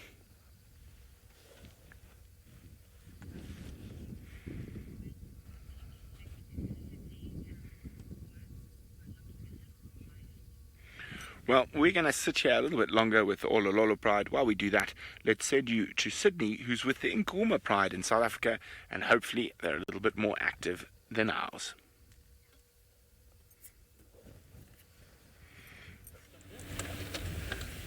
I have got the elephants now slowly approaching the Nkuhuma Pride, and the Nkuhuma Pride is becoming very much fascinated and inquisitive. They are all now very much active. The elephants are slowly approaching, moving. The distance between the elephants and the Nkuhuma Pride at this stage, I can say the nearest is less than 150 meters.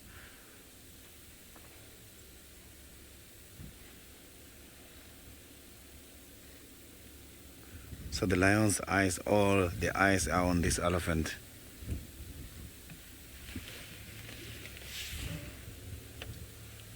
Look at that.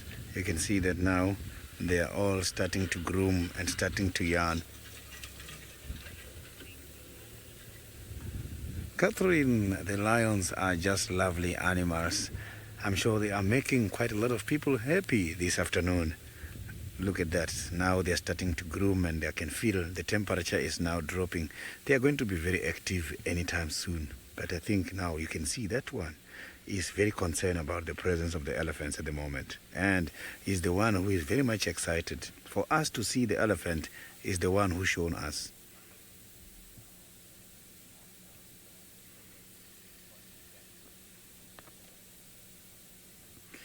And this is beautiful, and those elephants, they've got some babies there. I don't know what is going to happen, but I can promise you how these lions look hungry. I can see that they might try something.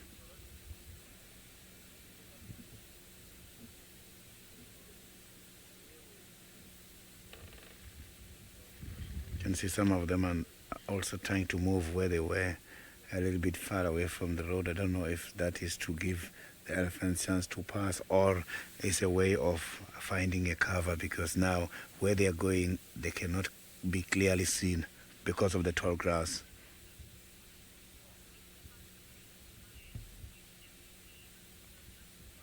Autumn, the largest pride of the lion, I saw it in Kruger National Park by 2012, where I saw about 29 females all together lying on the road.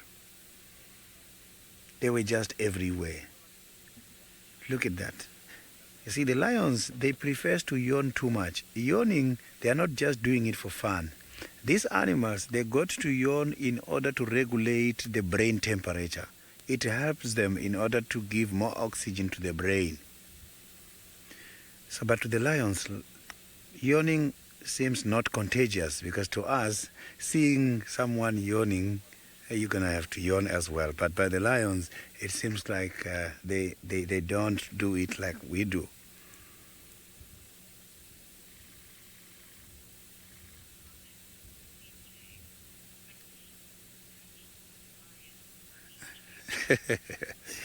CJ, the lions can stretch. Look, now we've got the lions are now starting to come much closer.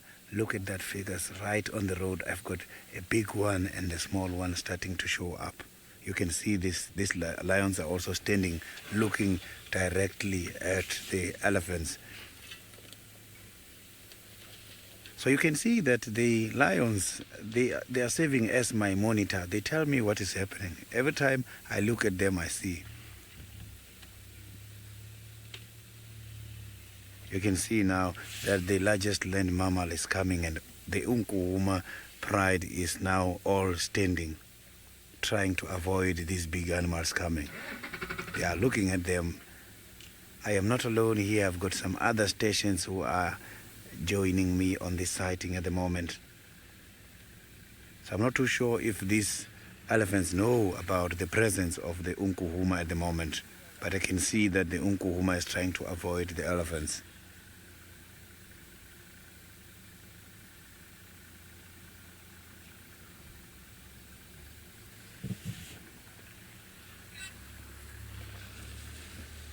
We got two of the big five at the same place, and this elephant has got babies.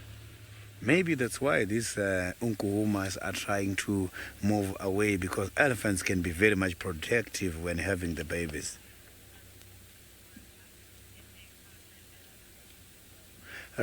Rima, the elephants, they can be very much dangerous when having babies. The lions mostly, they back off. Yes, some of the confrontations I've witnessed, but lions, they always lose a battle. They give up very quickly.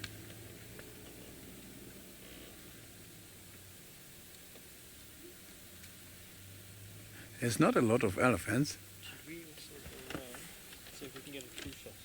So I'm just gonna move forward so that we can see both the lions and the elephants at the same time.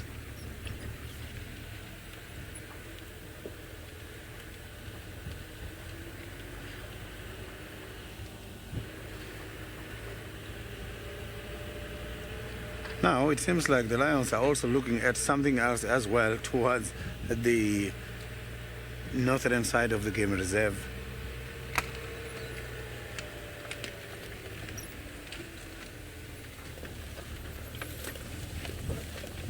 So those elephants are very much stationary feeding, and the lions are looking at those elephants. So I just want to try and see what is going to happen here. We've got hungry lions and feeding elephants.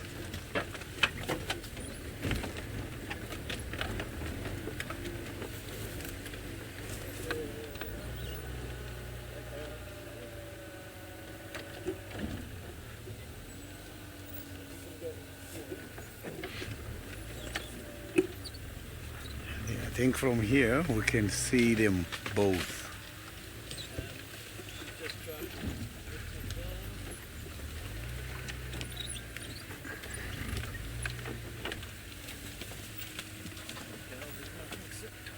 So from here we can all see both the lions and the elephants at the same time. So you can see that the elephant seems not knowing about the presence of these lions. So the lions that are... So now while I'm trying to have a better sighting here, let's go to James for some updates.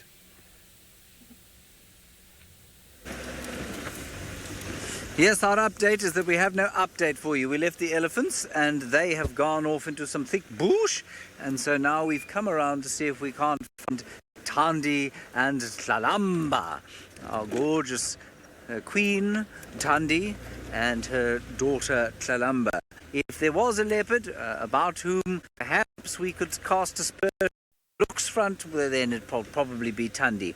But I still think she's beautiful, don't worry. Got myself into dreadful trouble there.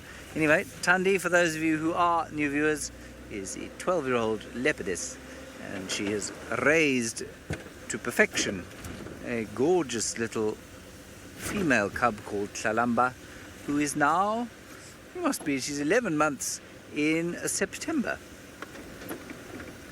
It's quite exciting.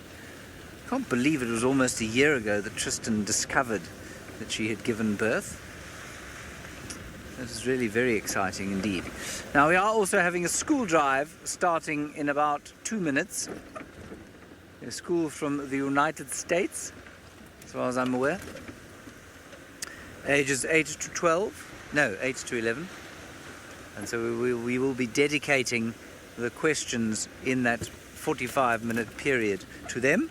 And we're going to begin the school drive with the Nkuhuma Pride and the infamous Sydney Mikosi.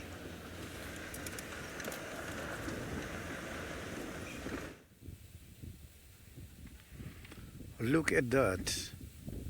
Kids, I have got 2 of the big 5 at the same place at the moment. You can see I have got the lion who is very hiding, looking more the same as the grass, and going right in front of where that lion is looking at, I have got the elephants feeding there. This is an amazing sighting. Imagine 2 of the big 5 at the same place. The lions are just very relaxed while the elephants are feeding. A very, very good afternoon and welcome to the beginning of the school drive. My name is Sydney and I am traveling with Fergus, who is my camera operator. For your questions and comments, you can ask your teachers to ask us questions and comments.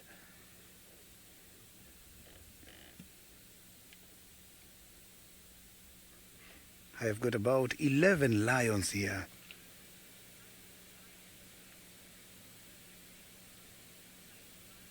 Sabi Sand, the lions are very much well equipped. They've got very dangerous teeth. Their canines is the ones that normally open the skin. And if you look at the paw, they've got some claws that helps them to grab and pull. So these animals can be able to tear apart a small prey in a very short space, very short time.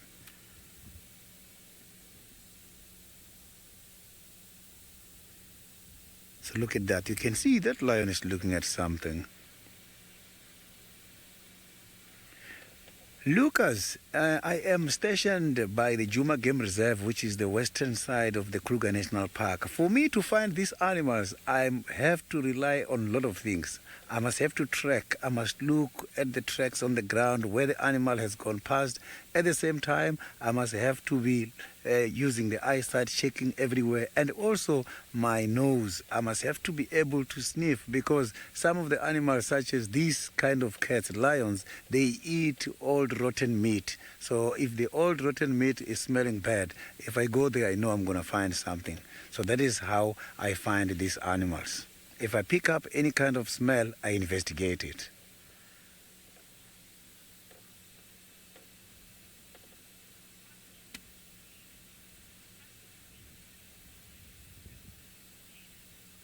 Kaiden, I have seen a predator eating a predator before. I was once on a sighting of a leopard eating another dead leopard. Cannibalism is normal to these animals. Cannibalism, it is just a process whereby the predators feed on other predators.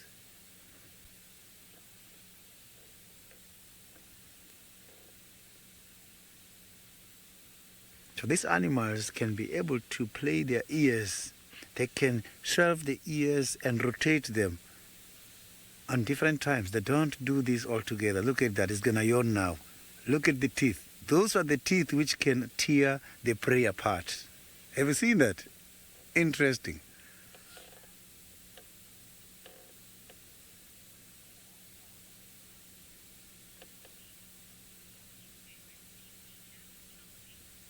Kathy, my favorite meat eater is the lions. These animals, how they walk is phenomenal. They walk as if they're bored, as if they're not serious. Even when hunting, they walk as if they're not serious. You will never think that these animals can be very dangerous. So the elephants are also enjoying some meal right behind the lions.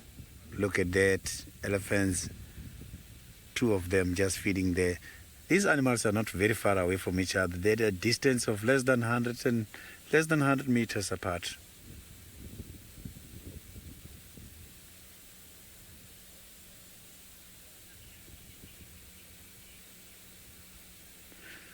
now, while I'm trying to move around here for a better view, let's go to James. James, one of my colleagues, is having one of the antelopes.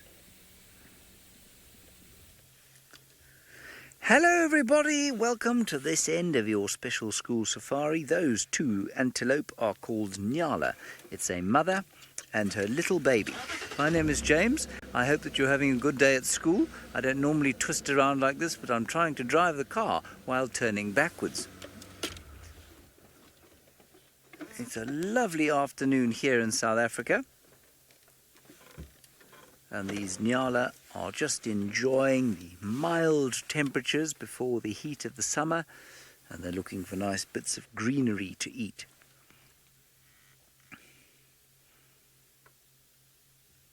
And not a lot of greenery around at this time of the year, of course. Please ask us as many questions as you'd like to, like Roxanne just has. Roxanne, it sounds like a really good question. I'm going to ask for it again.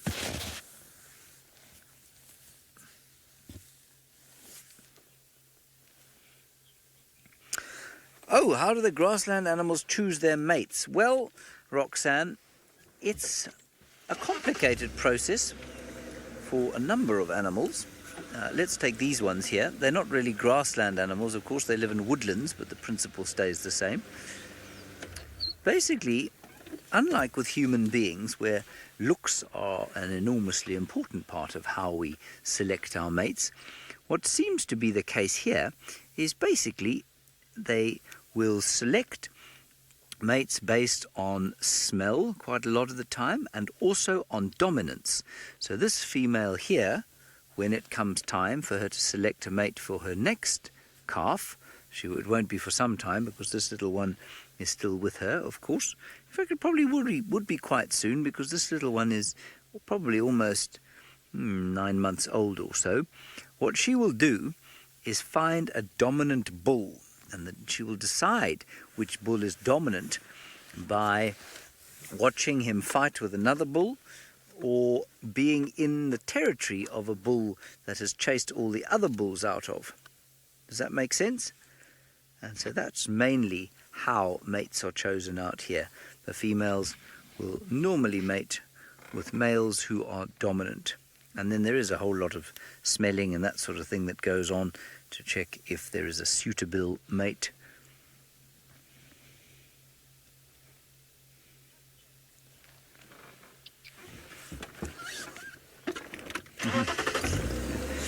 Leanne, yes, we do get to see food chains in action a lot. Just about everywhere you look, there's a food chain in action. There's one happening right here. Let me show it to you. So this is a tree, obviously. It's a tree. It's called a torchwood tree, and it's called a torchwood because the leaves have got quite a lot of oil in them, and apparently you can burn them. But there's a food chain going on here. And what we have here is an area where elephants have been. Now the elephants have picked up grass, and they've picked up these fruits from the torchwood tree there. There they are. And these things have passed through the gut of the elephant, and the elephant has stood here, and it has made its dung. Here is the elephant's dung. All right, so that's one part of the food chain. Now, inside this elephant dung, we've got a whole lot of insects, and I'll see if I can find one for you now. There are a whole lot of termites and spiders and other interesting things normally.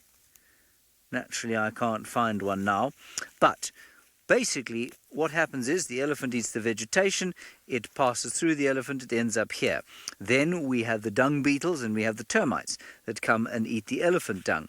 And then, of course, we'll have the birds coming in and eating the termites, or we'll have honey badgers coming in and eating the grubs of the dung beetles and that sort of thing. So there's one of the food chains in action. Just about everything out here can be eaten by something or other, and just about everything out here has, well, definitely everything out here has something that it is able to eat. I hope that answers your question for you. Let us continue. We're searching for a leopard at the moment, and if we're very lucky we'll be able to show it to you. Now, on another scale of food chain, the Great Migration in the Maasai Mara is a food chain of sorts which Brent Leo Smith will tell you about. Lions and wildebeest and grass is that food chain.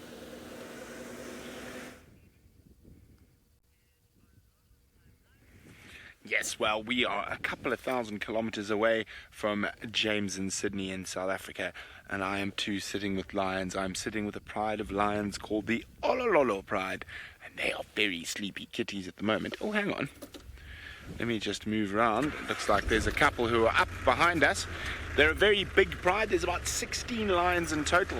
And I forgot to tell you, my name's Brent, and I've got my friend Manu on camera. And let's go see. Oh, it looks like we might have some playing youngsters behind us.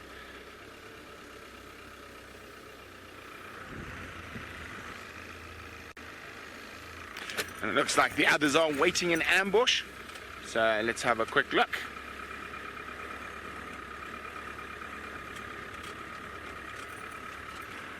There we go. At least these are not sleepy ones. Gunther is wondering where's the best place for a lion to camouflage. In the grass. And you can see they're very close colour to the grass. And these are all little ones. So these were born last year. Some of them are, they range between about 9 to 10 months old through to about a year and a half. Little scallywags. Up to mischief. Isn't that cool?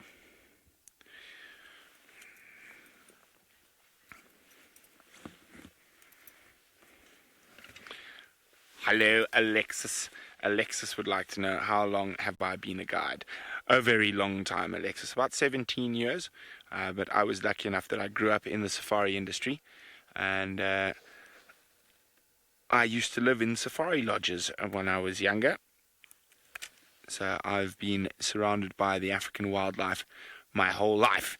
And I chose to make a living out of it. So I immediately went into the safari business.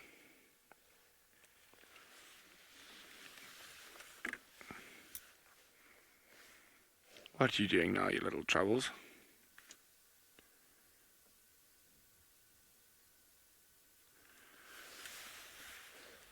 Now, as I say, at this time of the day, the lions should start waking up as it gets cooler and the sun starts setting.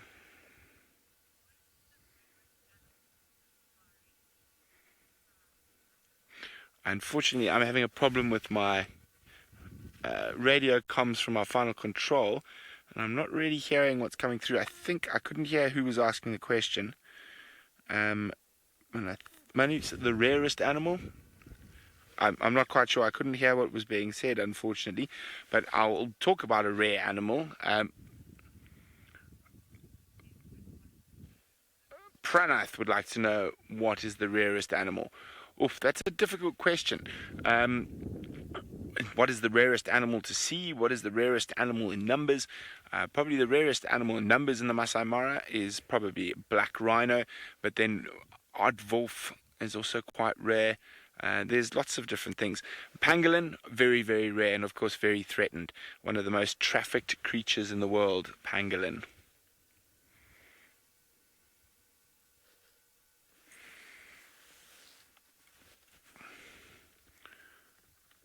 It looks like they're going to have a snooze there while they wait for the adults to wake up. And you can see the big storm behind coming straight towards us.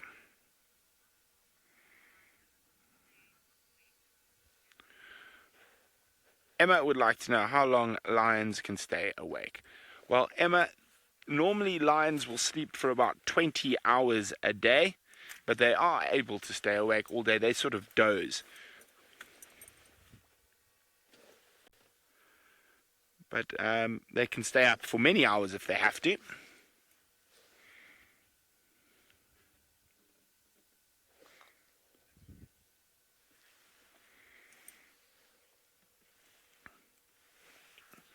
Okay, well, we're going to sit here and see what these lions get up to next. In the meantime, let's send you back to Sydney.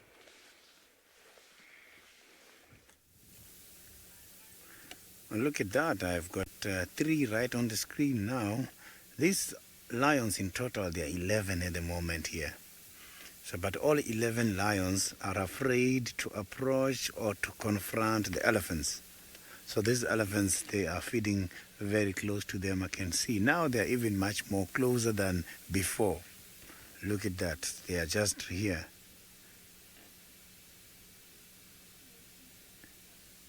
So they are maybe at a distance of about 60-70 meters away from the lions.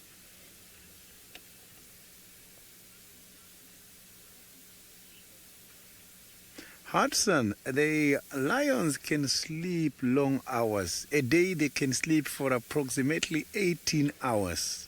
So these animals are much more active between dawn and dusk. That is when they do quite a lot of their activities. But during the day, they go down and sleep. Why they spend much time sleeping like that is because when they are full, when the stomachs are full, they need much more time for digestion, and most of the digestion takes place when they're sleeping.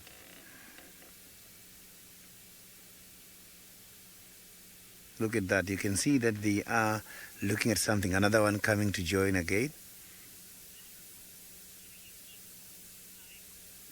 Kai, the animals I am seeing the most here in Djuma, every game drive, common animals is the impalas. But of the dangerous big animals, look at that, look at what it's doing. That animal is trying to investigate something. Mostly when they are looking for things such as the prey, they also sniff and pick up information. And sometimes, in order to check each other's level of aggression, they also do that. It's something which is called to gramize. They also call it flamen. So they pick that up and take it to the roof of the mouth. It goes up to the brain, and then he's going to even know that this one is much more powerful than I am. I don't have to take a chance.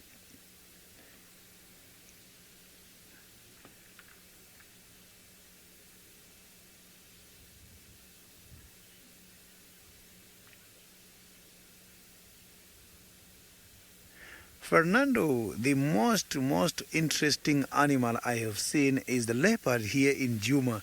Those kind of animals, leopard, can be very much amazing. Flexible body, and how they camouflaged is amazing. I have seen them on guided walks and also on game drives. That one is a special animal.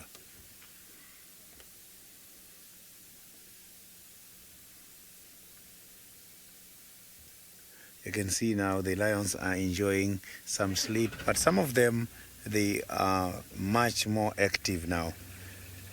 So you will see just before or shortly after the sun sets, they are going to be very much active, because that is when they will be moving from here to where they are going to do some activities tonight.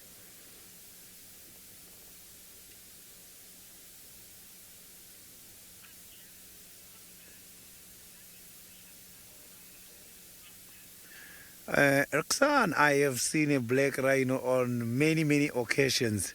I have been guiding since 2007, Roxanne, and I come from one of the parks, national parks, which is consisted of the Big Five, and there they do have those kind of species, so I have been encountering the black rhinos a lot.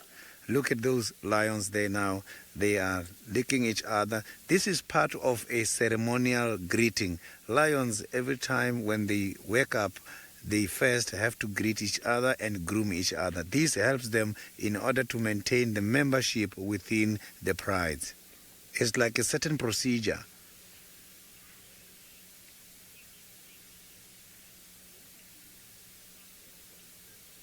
So now let's go to Brent. Brent in Maasai Mara has got the olololos. I will be here still checking what is going to happen. Maybe they might decide to go somewhere. Well, welcome back to the Mara. Those young little lions have started moving back towards where the adults are sleeping, and they seem to be trying to decide whether they're going to pounce upon them and wake them up and be all playful, or whether it's probably a bad idea to wake up Mom and the other members of the pride.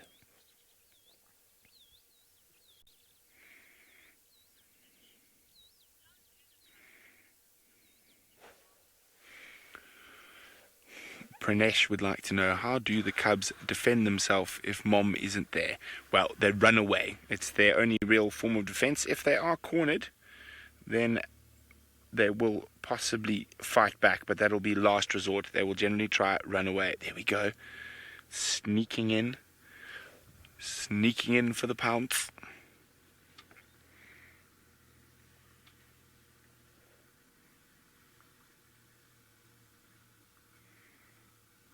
Dum dum dum dum dum dum.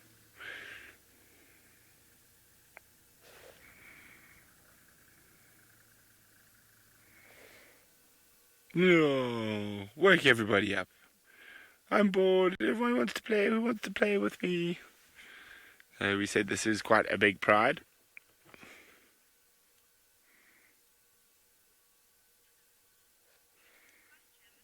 Hello, Mom.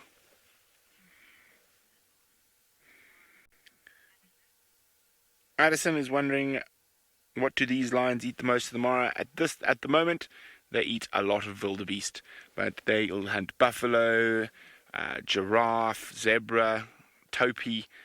Lions are not fussy. Whatever they can catch, they will take.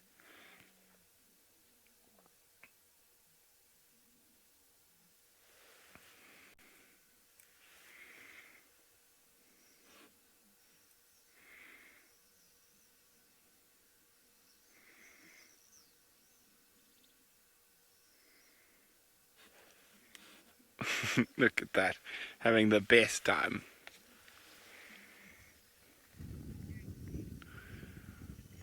Lucas is wondering, when are animals most active, day or night? Now, Lucas, that depends on the animal, of course. So nocturnal animals like lions and hyenas and leopards will be most active at night. However, oh, she's just spotted an eland. You can see how her face completely changed, and she's quite hungry compared to the rest of the pride. There's a big eland bull there.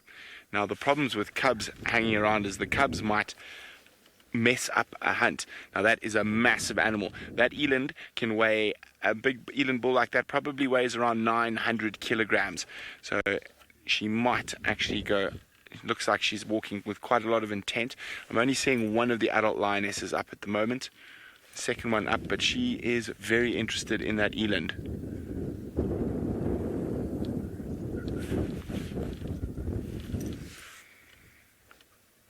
You can see the eland hasn't spotted them yet. She's watching, I think, by herself, unless some of the other adult lionesses decide to start helping. That eland might be a little bit too big. Let's see where he goes. Now I'm just trying to see if any of the other girls have spotted the eland. It doesn't look like it. We are going to have to close up our car shortly. So we've got rain covers that protect us. There's a very big storm about to hit us. Fernando, I didn't quite hear that. Can you go again, please, Faith?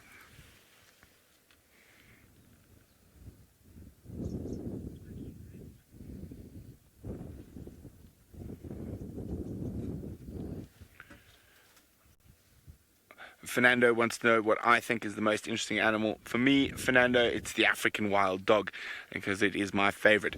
Okay, I need to get our car ready for the rain. So while I do that, we're going to send you back to Sydney in South Africa. You can see that these lions are still now performing their ceremonial greetings. I can see that they are still looking at each other. So the tongue of these kind of animals is like a sandpaper. So it does that tongue does pick up quite a lot of unwanted things there. So now we are going to cut to a flare. Look at that. You can see that this is a reciprocal grooming. One is grooming, when it's done, waiting, the other one must also do the same thing. It's like, you scratch my back, I scratch yours. It's what is happening here. So when they're doing this kind of grooming, licking, they also pick up some of the hairs and they swallow them. Anything that goes into that tongue, then it gets swallowed, because the tongue has got kind of some spines which helps to grab. Once they grab the hairs, they are going to eat them. But those kind of hairs in the stomach, they don't easily get digested. So they form small balls, and they must have to coffee them out every time.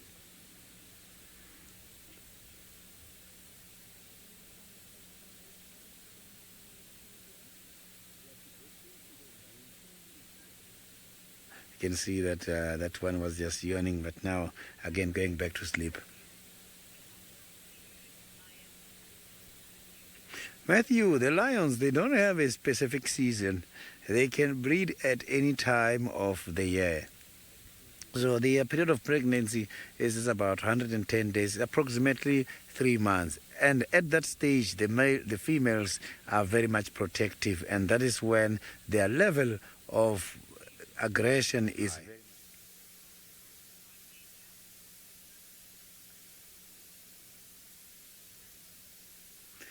That is a very beautiful setting with the reflection of the sun there.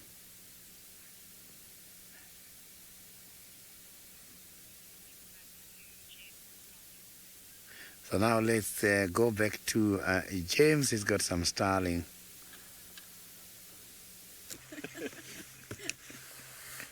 We have got some Burchell's starlings over here. Look at that. Beautiful birds, iridescent colours of purple, green, blue and black. And this one seems to be running rather than flying. They are very good flyers. It is also naturally hiding behind this termite mound. There's another one there. David, do you see it? Well done. Now, the reason we're parked here looking at starlings while everyone else seems to be looking at large, dangerous animals is that we're waiting for Hosanna, the male leopard, to hopefully emerge from where he has been very close to our camp today. And I'm hoping that we'll get a view of him as he comes out sometime later. Starling is still there. That's where the camp is, everyone. That's where the leopard has been.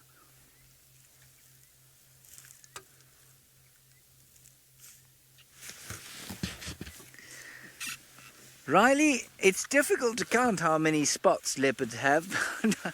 I'm relatively sure that nobody in the world has ever counted the number of spots that a leopard has.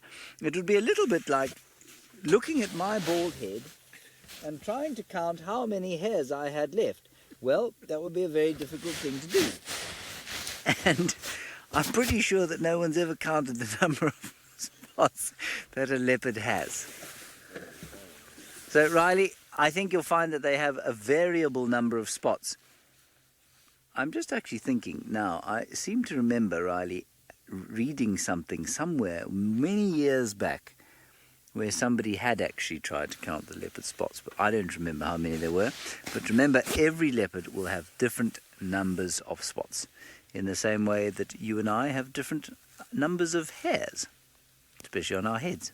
I hope you're not bald like me, Riley. I'm sure you're not. There's a little impala, and that little impala is standing on top of a termite mound looking towards where Hosanna, the male leopard, might come from.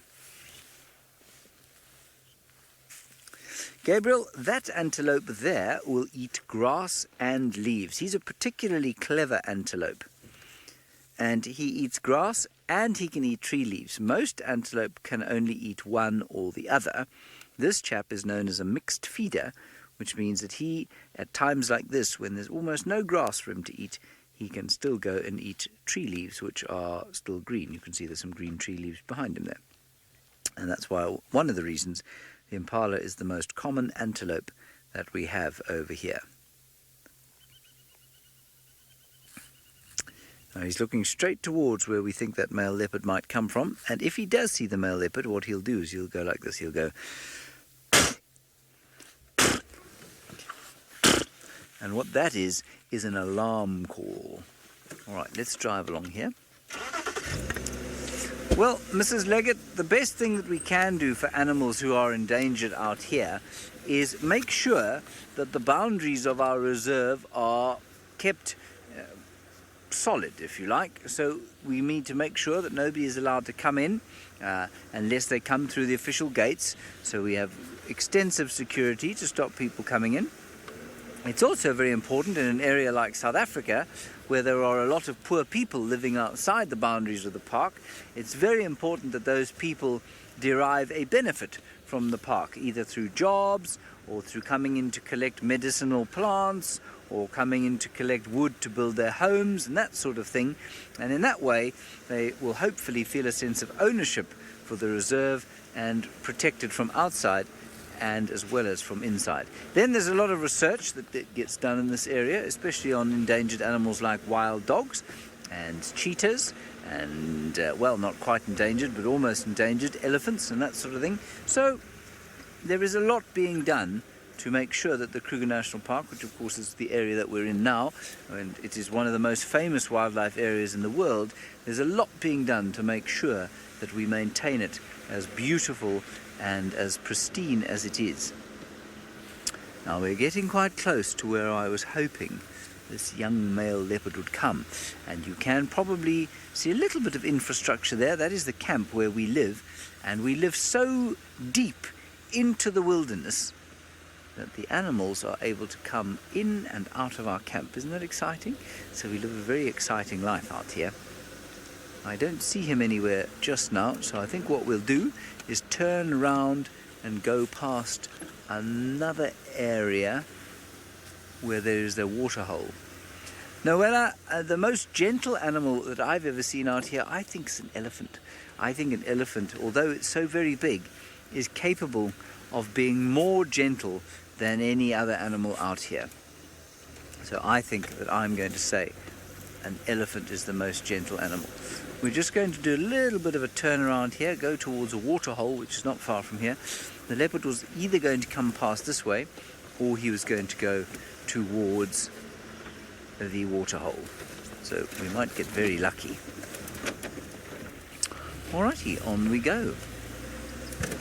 It's getting dark now, exactly the time of the day that you'd expect the lions and the leopards to start moving. Unfortunately, Sydney's lions appear to be falling fast asleep.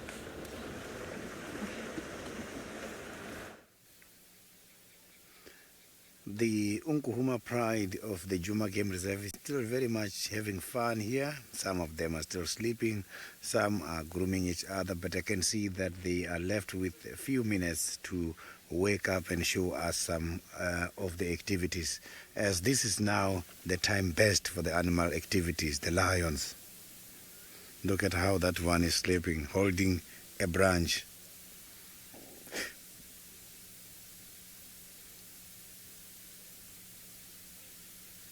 You can see that front leg is not even falling down, but this animal maybe is pretending to sleep. Look at that muzzle.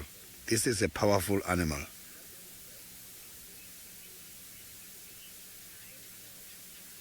Sakina, that is quite a lovely question. Let me tell you a story. I come from a place called Venda, which is just the western side of the Kruger National Park. And from my home to the Kruger National Park is just about 55 minutes.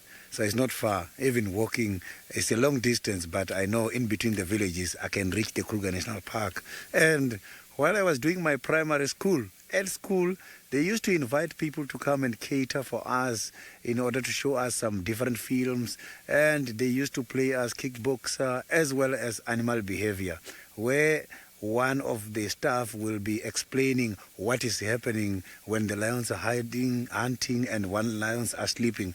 After that, we used to do school trips to the greater Kruger National Park. And when we get to Kruger, some of the environmental interpretative officers, they take over and start explaining to us how is about to be a guide and how is about through kind of a career guidance. And then they show us animals and explain to us the kind of behaviors. And those are the things that fascinated me in order to become a guide. Apart from that, at school as well, the teachers who identified enthusiasm on me always kept being my constant encouragement in order to do these kind of courses. So that's why today I am a guide.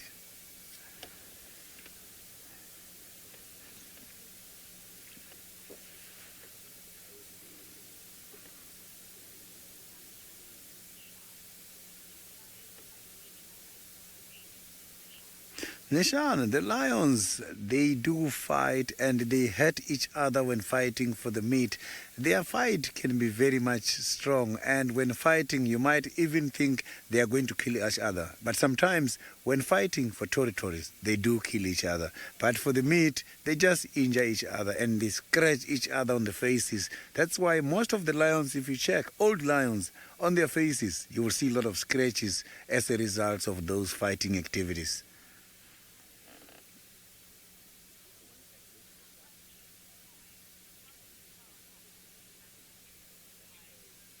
Kyle, if you look at the lions, you must have to check the nose. When the nose is very, very dark, then you must know that that animal is older than 8 years. From 8 years, the nose starts to get very dark, and lions can survive up to 15 to 17 years. Some, they die at the age of 13, 14, but that is determined by the teeth availability, as when they start wanting the teeth, then it becomes difficult for them to catch something or to eat the meat.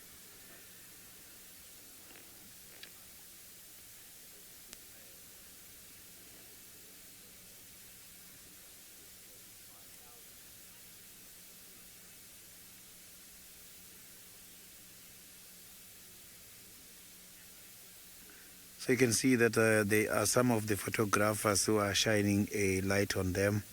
You can see their color is different there.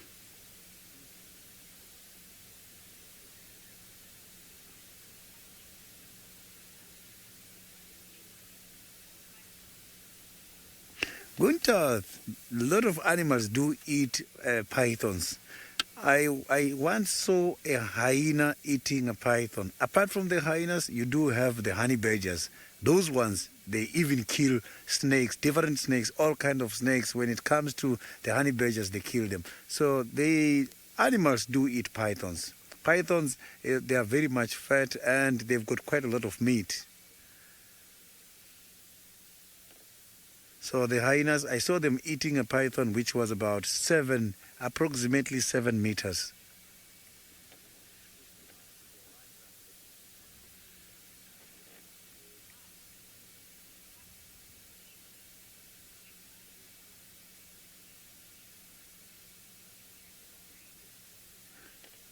Gigi, acting dead is kind of a behavior done by a lot of animals. Even some of the snakes is something which is called thanatosis.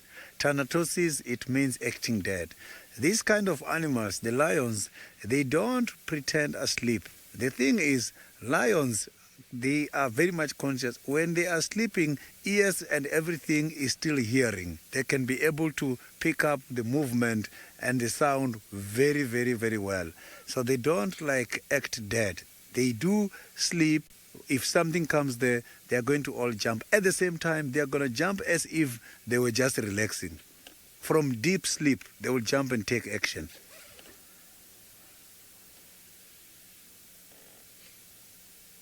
You can see that one at the back of the ears is very black there.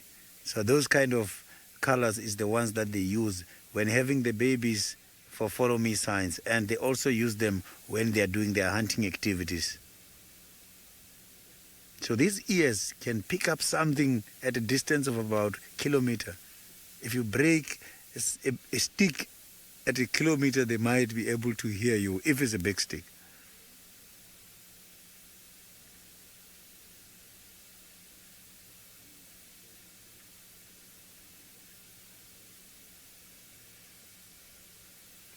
So you can see that they are not much active at the moment. They are just still preparing themselves.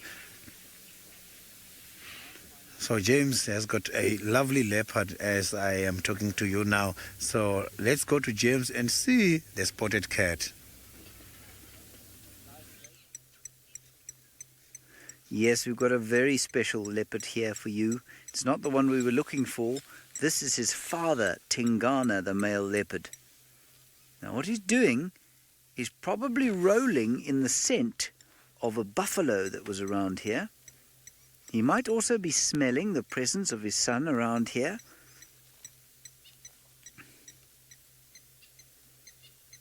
Now you can imagine how difficult it would be to count all of his spots.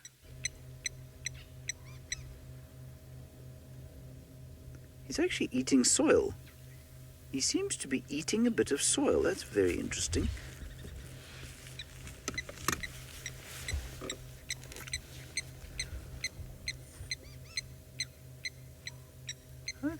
I've often heard of herbivores eating soil, but for a leopard to do it, that's very strange.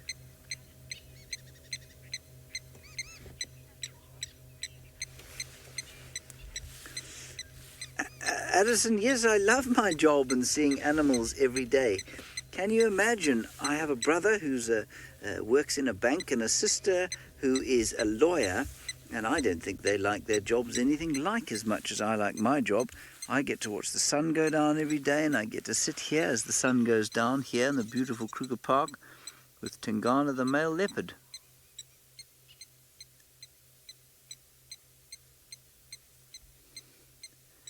This is really interesting, everybody. I don't know why he'd be licking the ground.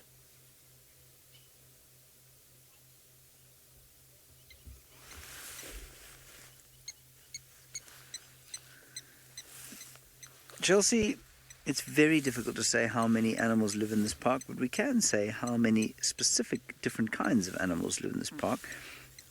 We think in the whole of the Kruger National Park there are probably about 15,000 elephants, probably about 100,000 buffalo or so, maybe 3,000 lions, probably about 3,000 leopards, and maybe about 300,000 or so impala. Otherwise, it's quite difficult to tell. Isn't that beautiful? Now, this fellow's 12 years old. He's almost 13, which is old for a male leopard. And you see how he doesn't drink very calmly. He's quite nervous. Now, he's nervous because this morning he was chased up a tree by those lions that you've been looking at with Sydney. See, he's looking around. He doesn't want to meet a lion now. I'm sure he won't meet a lion.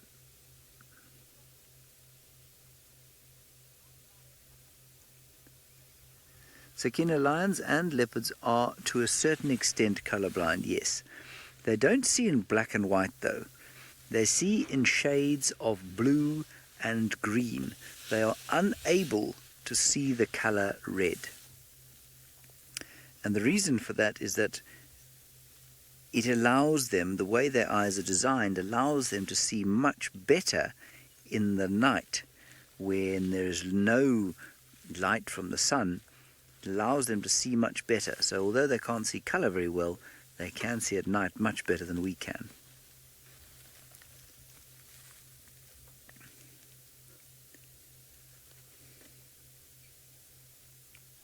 This is just magical sighting, everybody. It's very special to be sitting here with a leopard, especially as there's nobody else with us. There will be a few more people arriving sometime soon to have a look at him.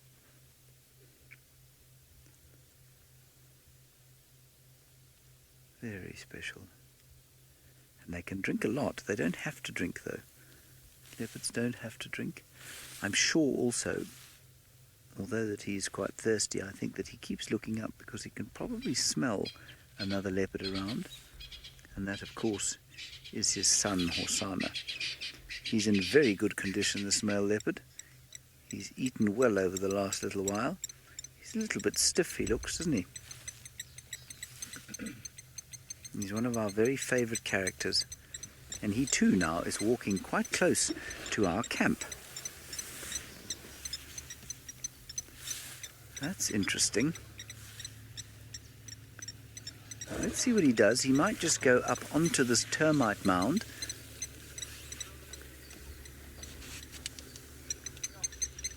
Saifarm leopards track their prey normally with their eyes. So they see very well. They can also use their noses so they can smell. And they can also, he might call now. Let's just be careful. Be exciting to hear him call. No, he hasn't. I say that because he was obviously marking his territory there. So while they might use their eyes and their ears to find prey, they also use their noses. They can smell very, very well. Yeah, we're going to go into infrared, everybody, so it's going to become black and white. There we go. Here's a last view for you, everyone at school. I hope that you have an enjoyable rest of your day at school. We've had a very lovely time being with you, and I hope that we'll find you on safari again soon.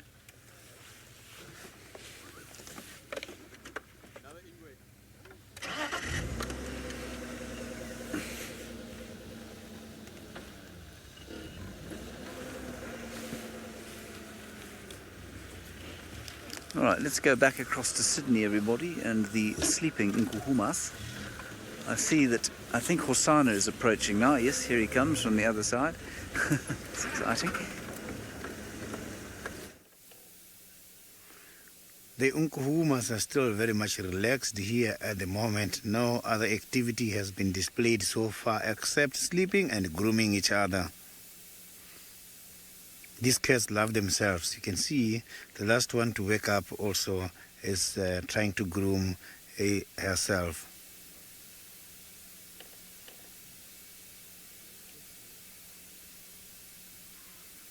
This lion we are watching now is the one which is giving me the updates all the time. But now I can see it's up to something again.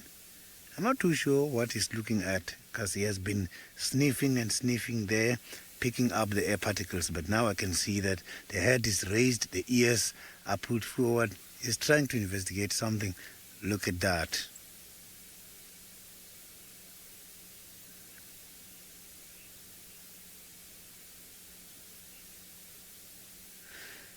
While I'm still now trying to see what is going to happen, let's go to Maasai Mara. Brant has got some other lions of Mara.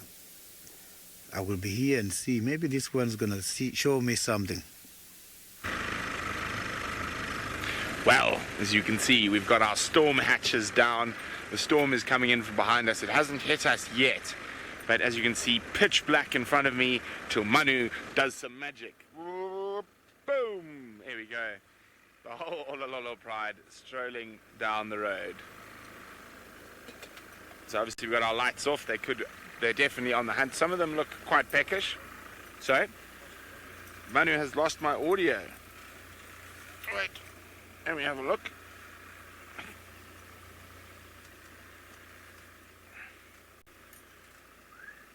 It's all working my side. Maybe Faith, do you have my audio? Yeah, all working this side.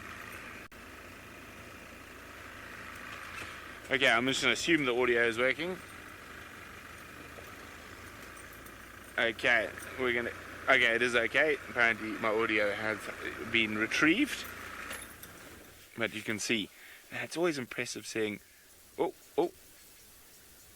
another lion coming out of the grass. Now, Manu's doing a fantastic job because he does not have much room to work. With the storm flats down, you can start hearing some of the raindrops. He basically can only shoot straight forward. So we just got to hope that the lions do everything right in front of us. Is that a car coming up behind us? Oh, look at them. Let's get a bit closer.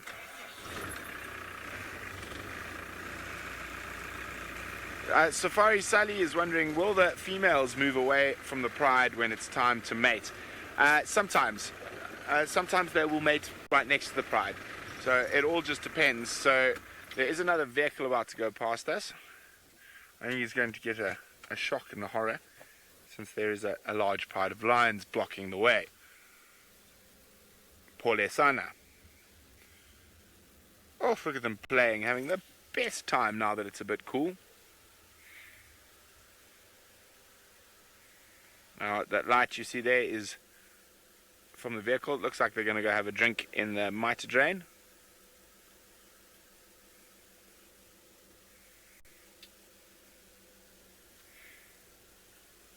Poofy Poof is wondering, will any other animals take advantage of the storm? Yes, indeed, Poofy Poof. Many different animals will take advantage of the storm. Lions and hyenas will both take advantage of the storm. Leopard and certain bird species, even owls. But the big predators love a good storm. It dampens the hearing of the smaller prey species, as well as when hyenas, particular case, it makes it very difficult for their prey to run, so they slip and fall over. So hyenas love chasing things in a storm. Okay, let's get a bit closer. And that man is very lucky. The lions decided to move off the road for him. Oh, now one is chasing, like you can see it in the shadow, it's chasing his tires.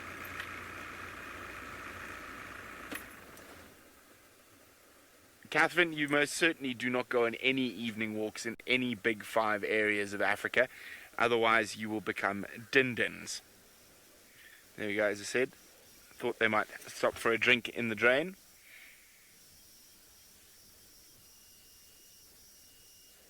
Wonderful.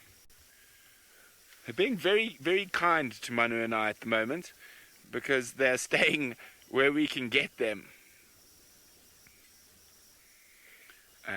Ala Moore says it is amazing how close the lions are. Indeed it is. A good close pride is a strong pride. And now if they go that way, I'm afraid that's going to be it for us.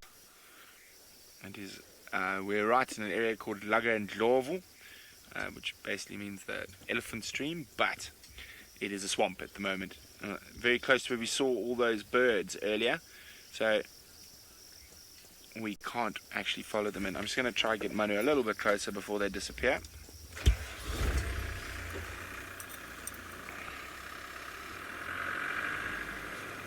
How's that, Manu? You think you got him there? Does that work? Yes, that works. Now you'll start to hear the rain hitting our storm covers and the wind buffeting our canvas.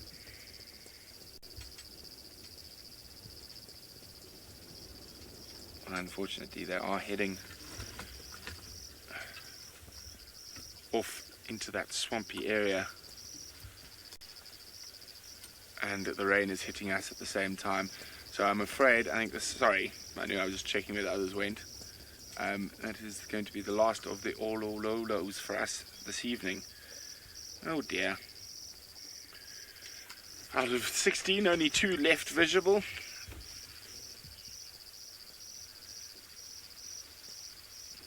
Okay, well, good night, Olololos. Happy hunting. Hope you catch something. And we're going to start battening down the rest of the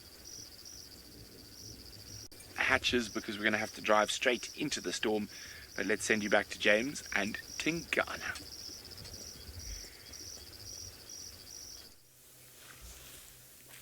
Righty, here we are, everybody. We're waiting for Tingana to pop out of the bush. I believe a few of you were concerned we were going to miss a father-son reunion. We didn't miss any father-son reunion. Hosanna took one look at what was going on at the pan, turned around and disappeared back, and he's going back towards the dam camp. So have a look out there. He'll probably pitch up there. We came around here because Tingana's normal path from there is to pop along here, along this sort of shallow depression, and then out onto the road in front of us. And he doesn't seem to have appeared yet. He might be about to visit, I suppose he might be about to visit Tristan in the tent. Anyway, we'll do a little drive up and down this road once or twice. I'm surprised he didn't call, because he certainly marked his territory.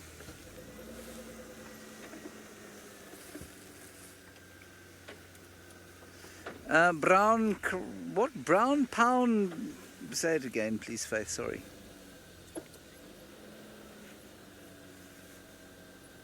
Brown town gamer.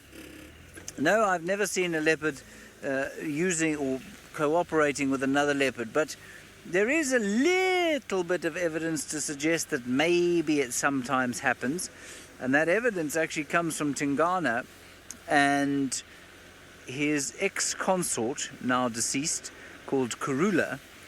And when they were mating to produce young Horsana, who we saw just at the end of that little segment there, they were found the day after they had been sort of mating for 2 days with nothing to eat, and they were found a little bit after that with a young buffalo. Now, it was difficult to see how she could have killed the young buffalo on her own. Possibly he killed it on his own, but it looked a little bit like perhaps the two of them had cooperated to kill it. That is certainly not something you'd ever read about in a textbook, but it looked like maybe that's what had happened. No, he's not popped out here, so I'm not sure where he is. He's probably having a cocktail with Kirsten and Jerry on their veranda. We'll keep an eye around here for our friend Tingana. He may also pop around to the other pan from this direction.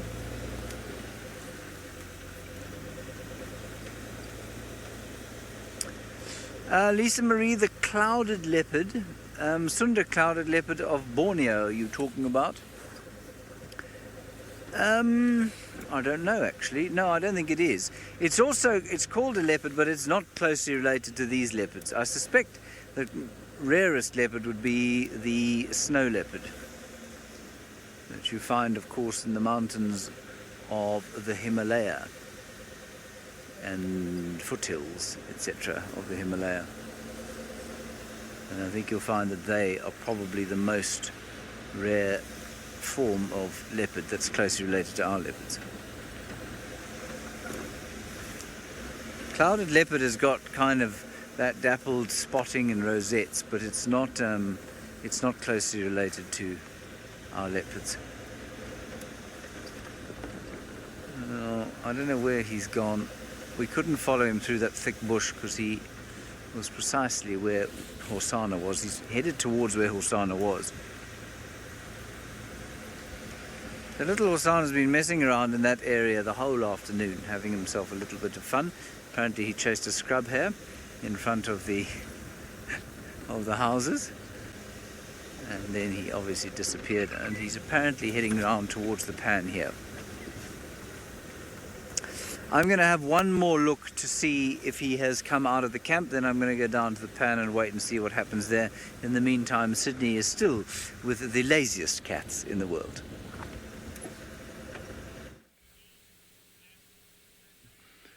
You can see now that one of the Nkuhumas is now walking, trying to greet each and everybody. Maybe now is the best time for them to start showing some activities. Oh, there he's playing again, grooming again.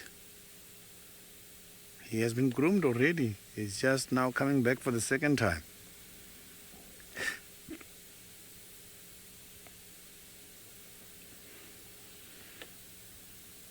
Mostly the Nkuhuma pride wakes up just shortly after the sunset, but today I can see that they're taking much longer. I hope they will be up already by now. Can see now they're starting to play. At least now they're showing some activities. It's better than earlier.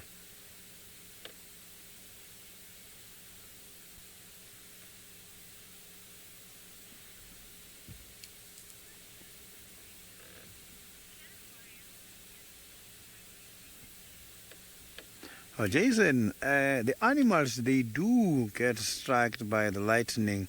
Lions specifically, I am not too sure, but I was once on a sighting where, while I was at a distance of 250 meters, a rhino was struck by a lightning and died immediately. This was happening by a very big open place, as those kind of animals prefer the big openings. Look at that now. And they are starting to show something. This is interesting. Look, he's trying to stretch now. He's prepared to move around. The first thing that lion is going to do now might be excreting the droppings. He might now stand somewhere there and defecate.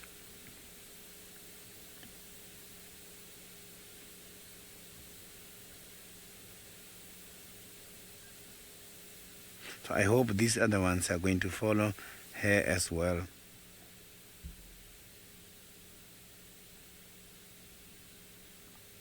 So I've just told you now that this kind of animals mostly... So this question, these kind of animals mostly they wake up just shortly after sunset. Today they are delayed a little bit, but now at least they are showing, because I can see another one at the back there is also now coming up.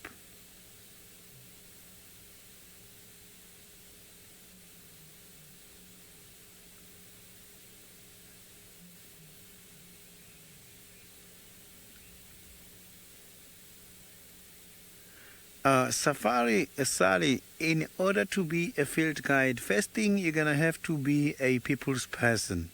And before all the kind of knowledge about the plants and the animals, because this kind of guiding, you are going to be interacting with people. But if you don't like to be with people, then it becomes very difficult. I've just heard something roaring here. It seems like there is another pride in this area which is roaring, unless maybe it was the roar from the one that just left now.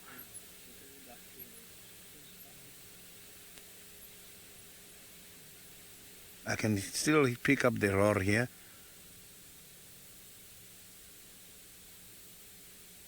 You can see they are also excited. They are trying to investigate it.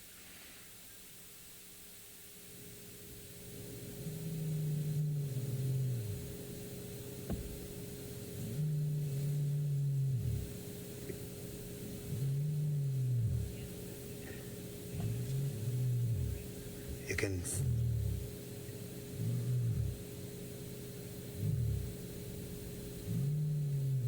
This is lovely.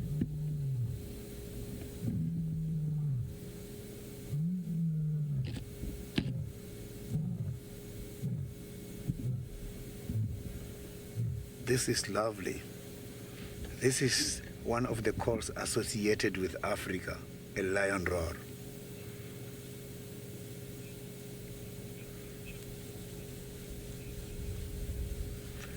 So while I'm waiting to see if these other ones are going to join the roaring, let's go to Tristan, who got a leopard drinking at the dam.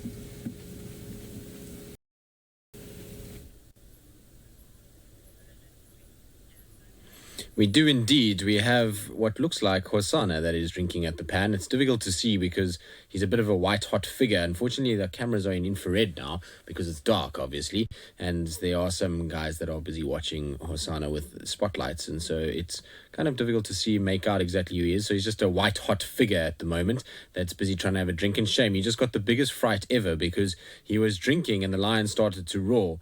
And he got a major fright and ended up jumping up off the kind of from drinking and then looked around. And it's quite interesting. We can hear the lions roaring from where we are.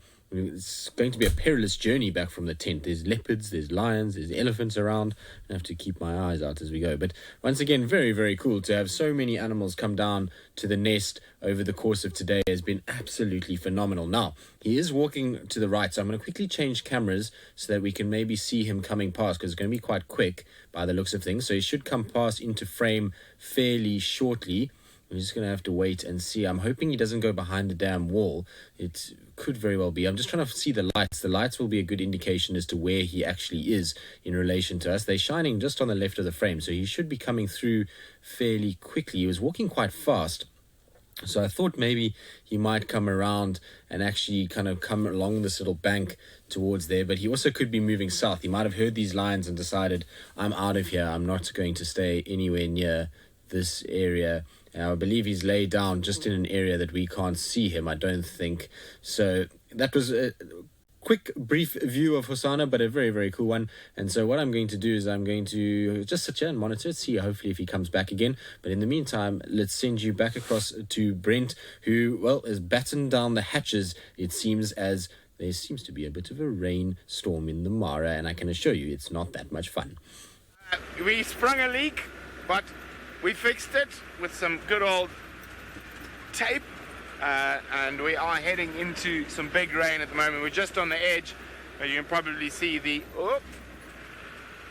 windscreen is just dotted with little droplets. And of course you've got to be very careful driving in this weather, so I might not be looking back too much, so the roads get very, very slippery. We're probably about 10 kilometers or so from home, maybe a bit more. Now you can see these roof designs, like Land Rovers, were designed for people like James Henry. So when I need to actually look outside, I'm going to drive like this, and that's because I can't see where the rain cover comes. It blocks the top sort of half of my vision, so I've got squatted down to see what I'm doing. That leak is still getting me. But it has been a fun day out in the Mara, and the rains seem to be well and truly back.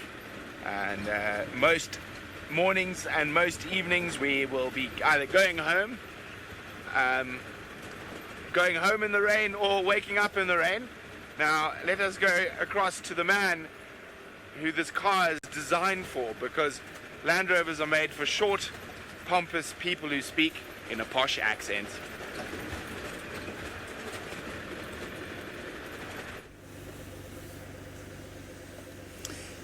You'll notice that Brent Leo Smith has got 3 jokes about me, and they go as follows. He's old, that's number 1. He's short, that's number 2. He's bald, that's number 3. Those are 3 things that Brent Leo Smith finds hysterically funny about me.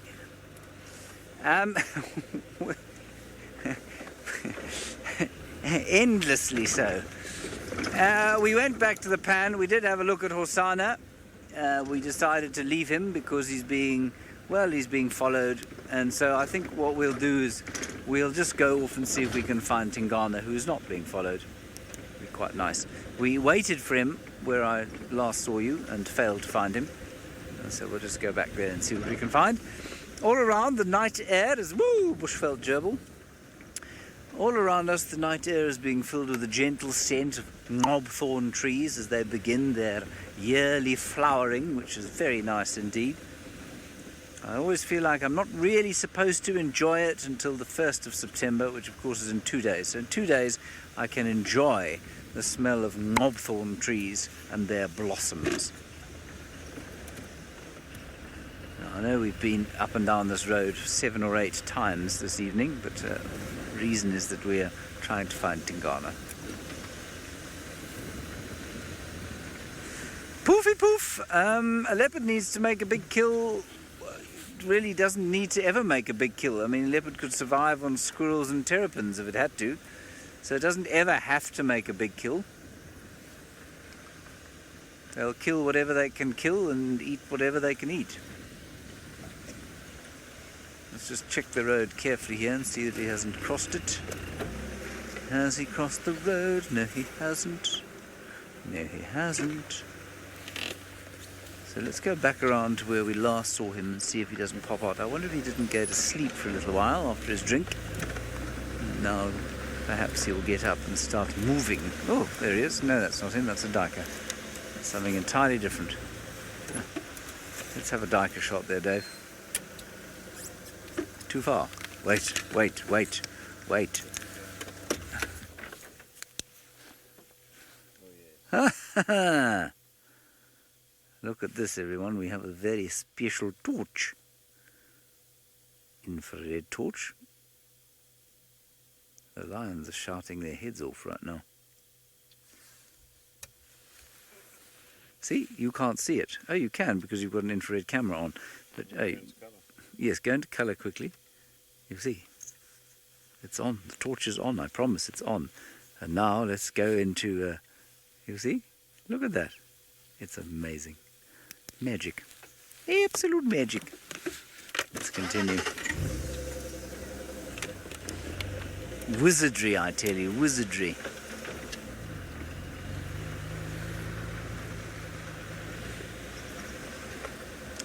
Very useful, that. Long distance views of Spyker die Dijker.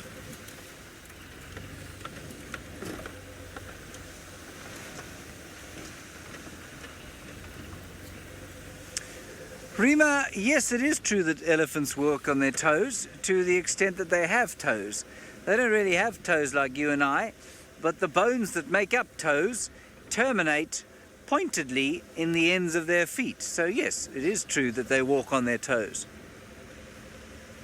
So if you imagine your foot sort of bent forward at an unnatural angle, like a ballerina's, if you like, and then the bones arranged in a more squat fashion, so they're all shortened all the way through the foot, but facing down, well, then you would find that you had an elephant's foot.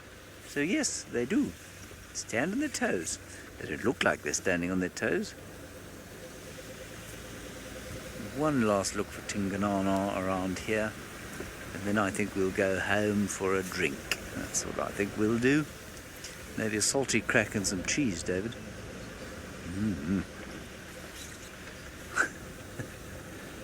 Hungry work out here. Hungry work it is.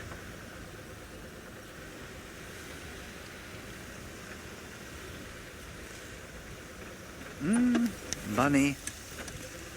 Right, as the bunny disappears, we're going to say goodbye. I think probably, unless we find the leopard, and let's go back across to Sydney, who has got the Nunkapumas, who have finally decided to get up.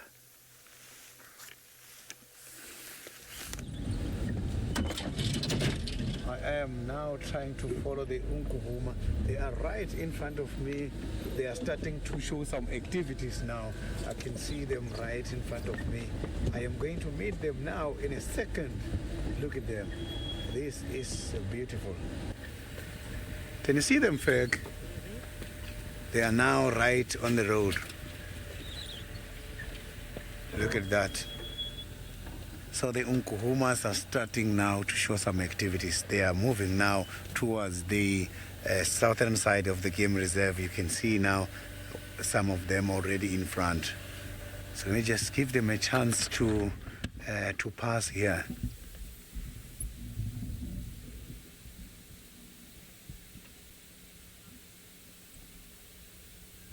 One of them apparently walked towards the northern side, and she's keep roaring towards that side. I don't know if maybe that is an agreement intentionally in order to catch the animals to come towards this side. They are going towards a completely different direction, and the one roaring is towards the opposite direction.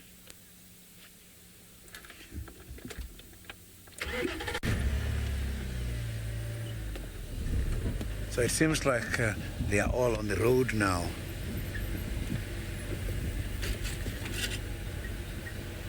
So they are now hitting the road.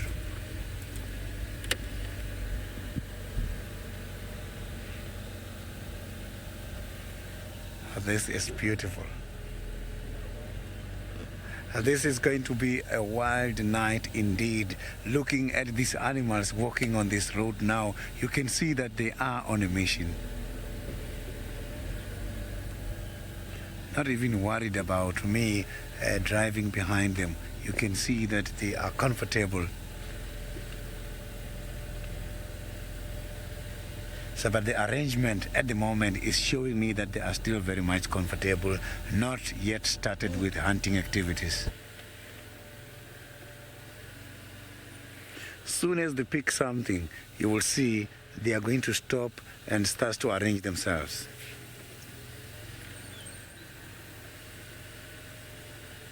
They look very hungry. Maybe they are heading towards Garago Plain area for some water.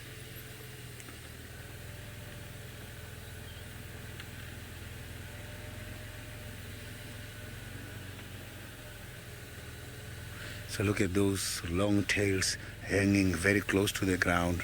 So they use these tails for communication. And right at the end of the tail, you can see they are very much hairy there.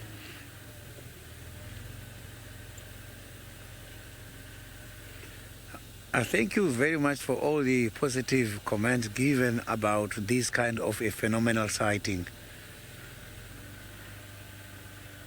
This is what they do when they are trying to pick up things. So you can see that here they are walking. Some of them are still also concentrating just to try and get the updates.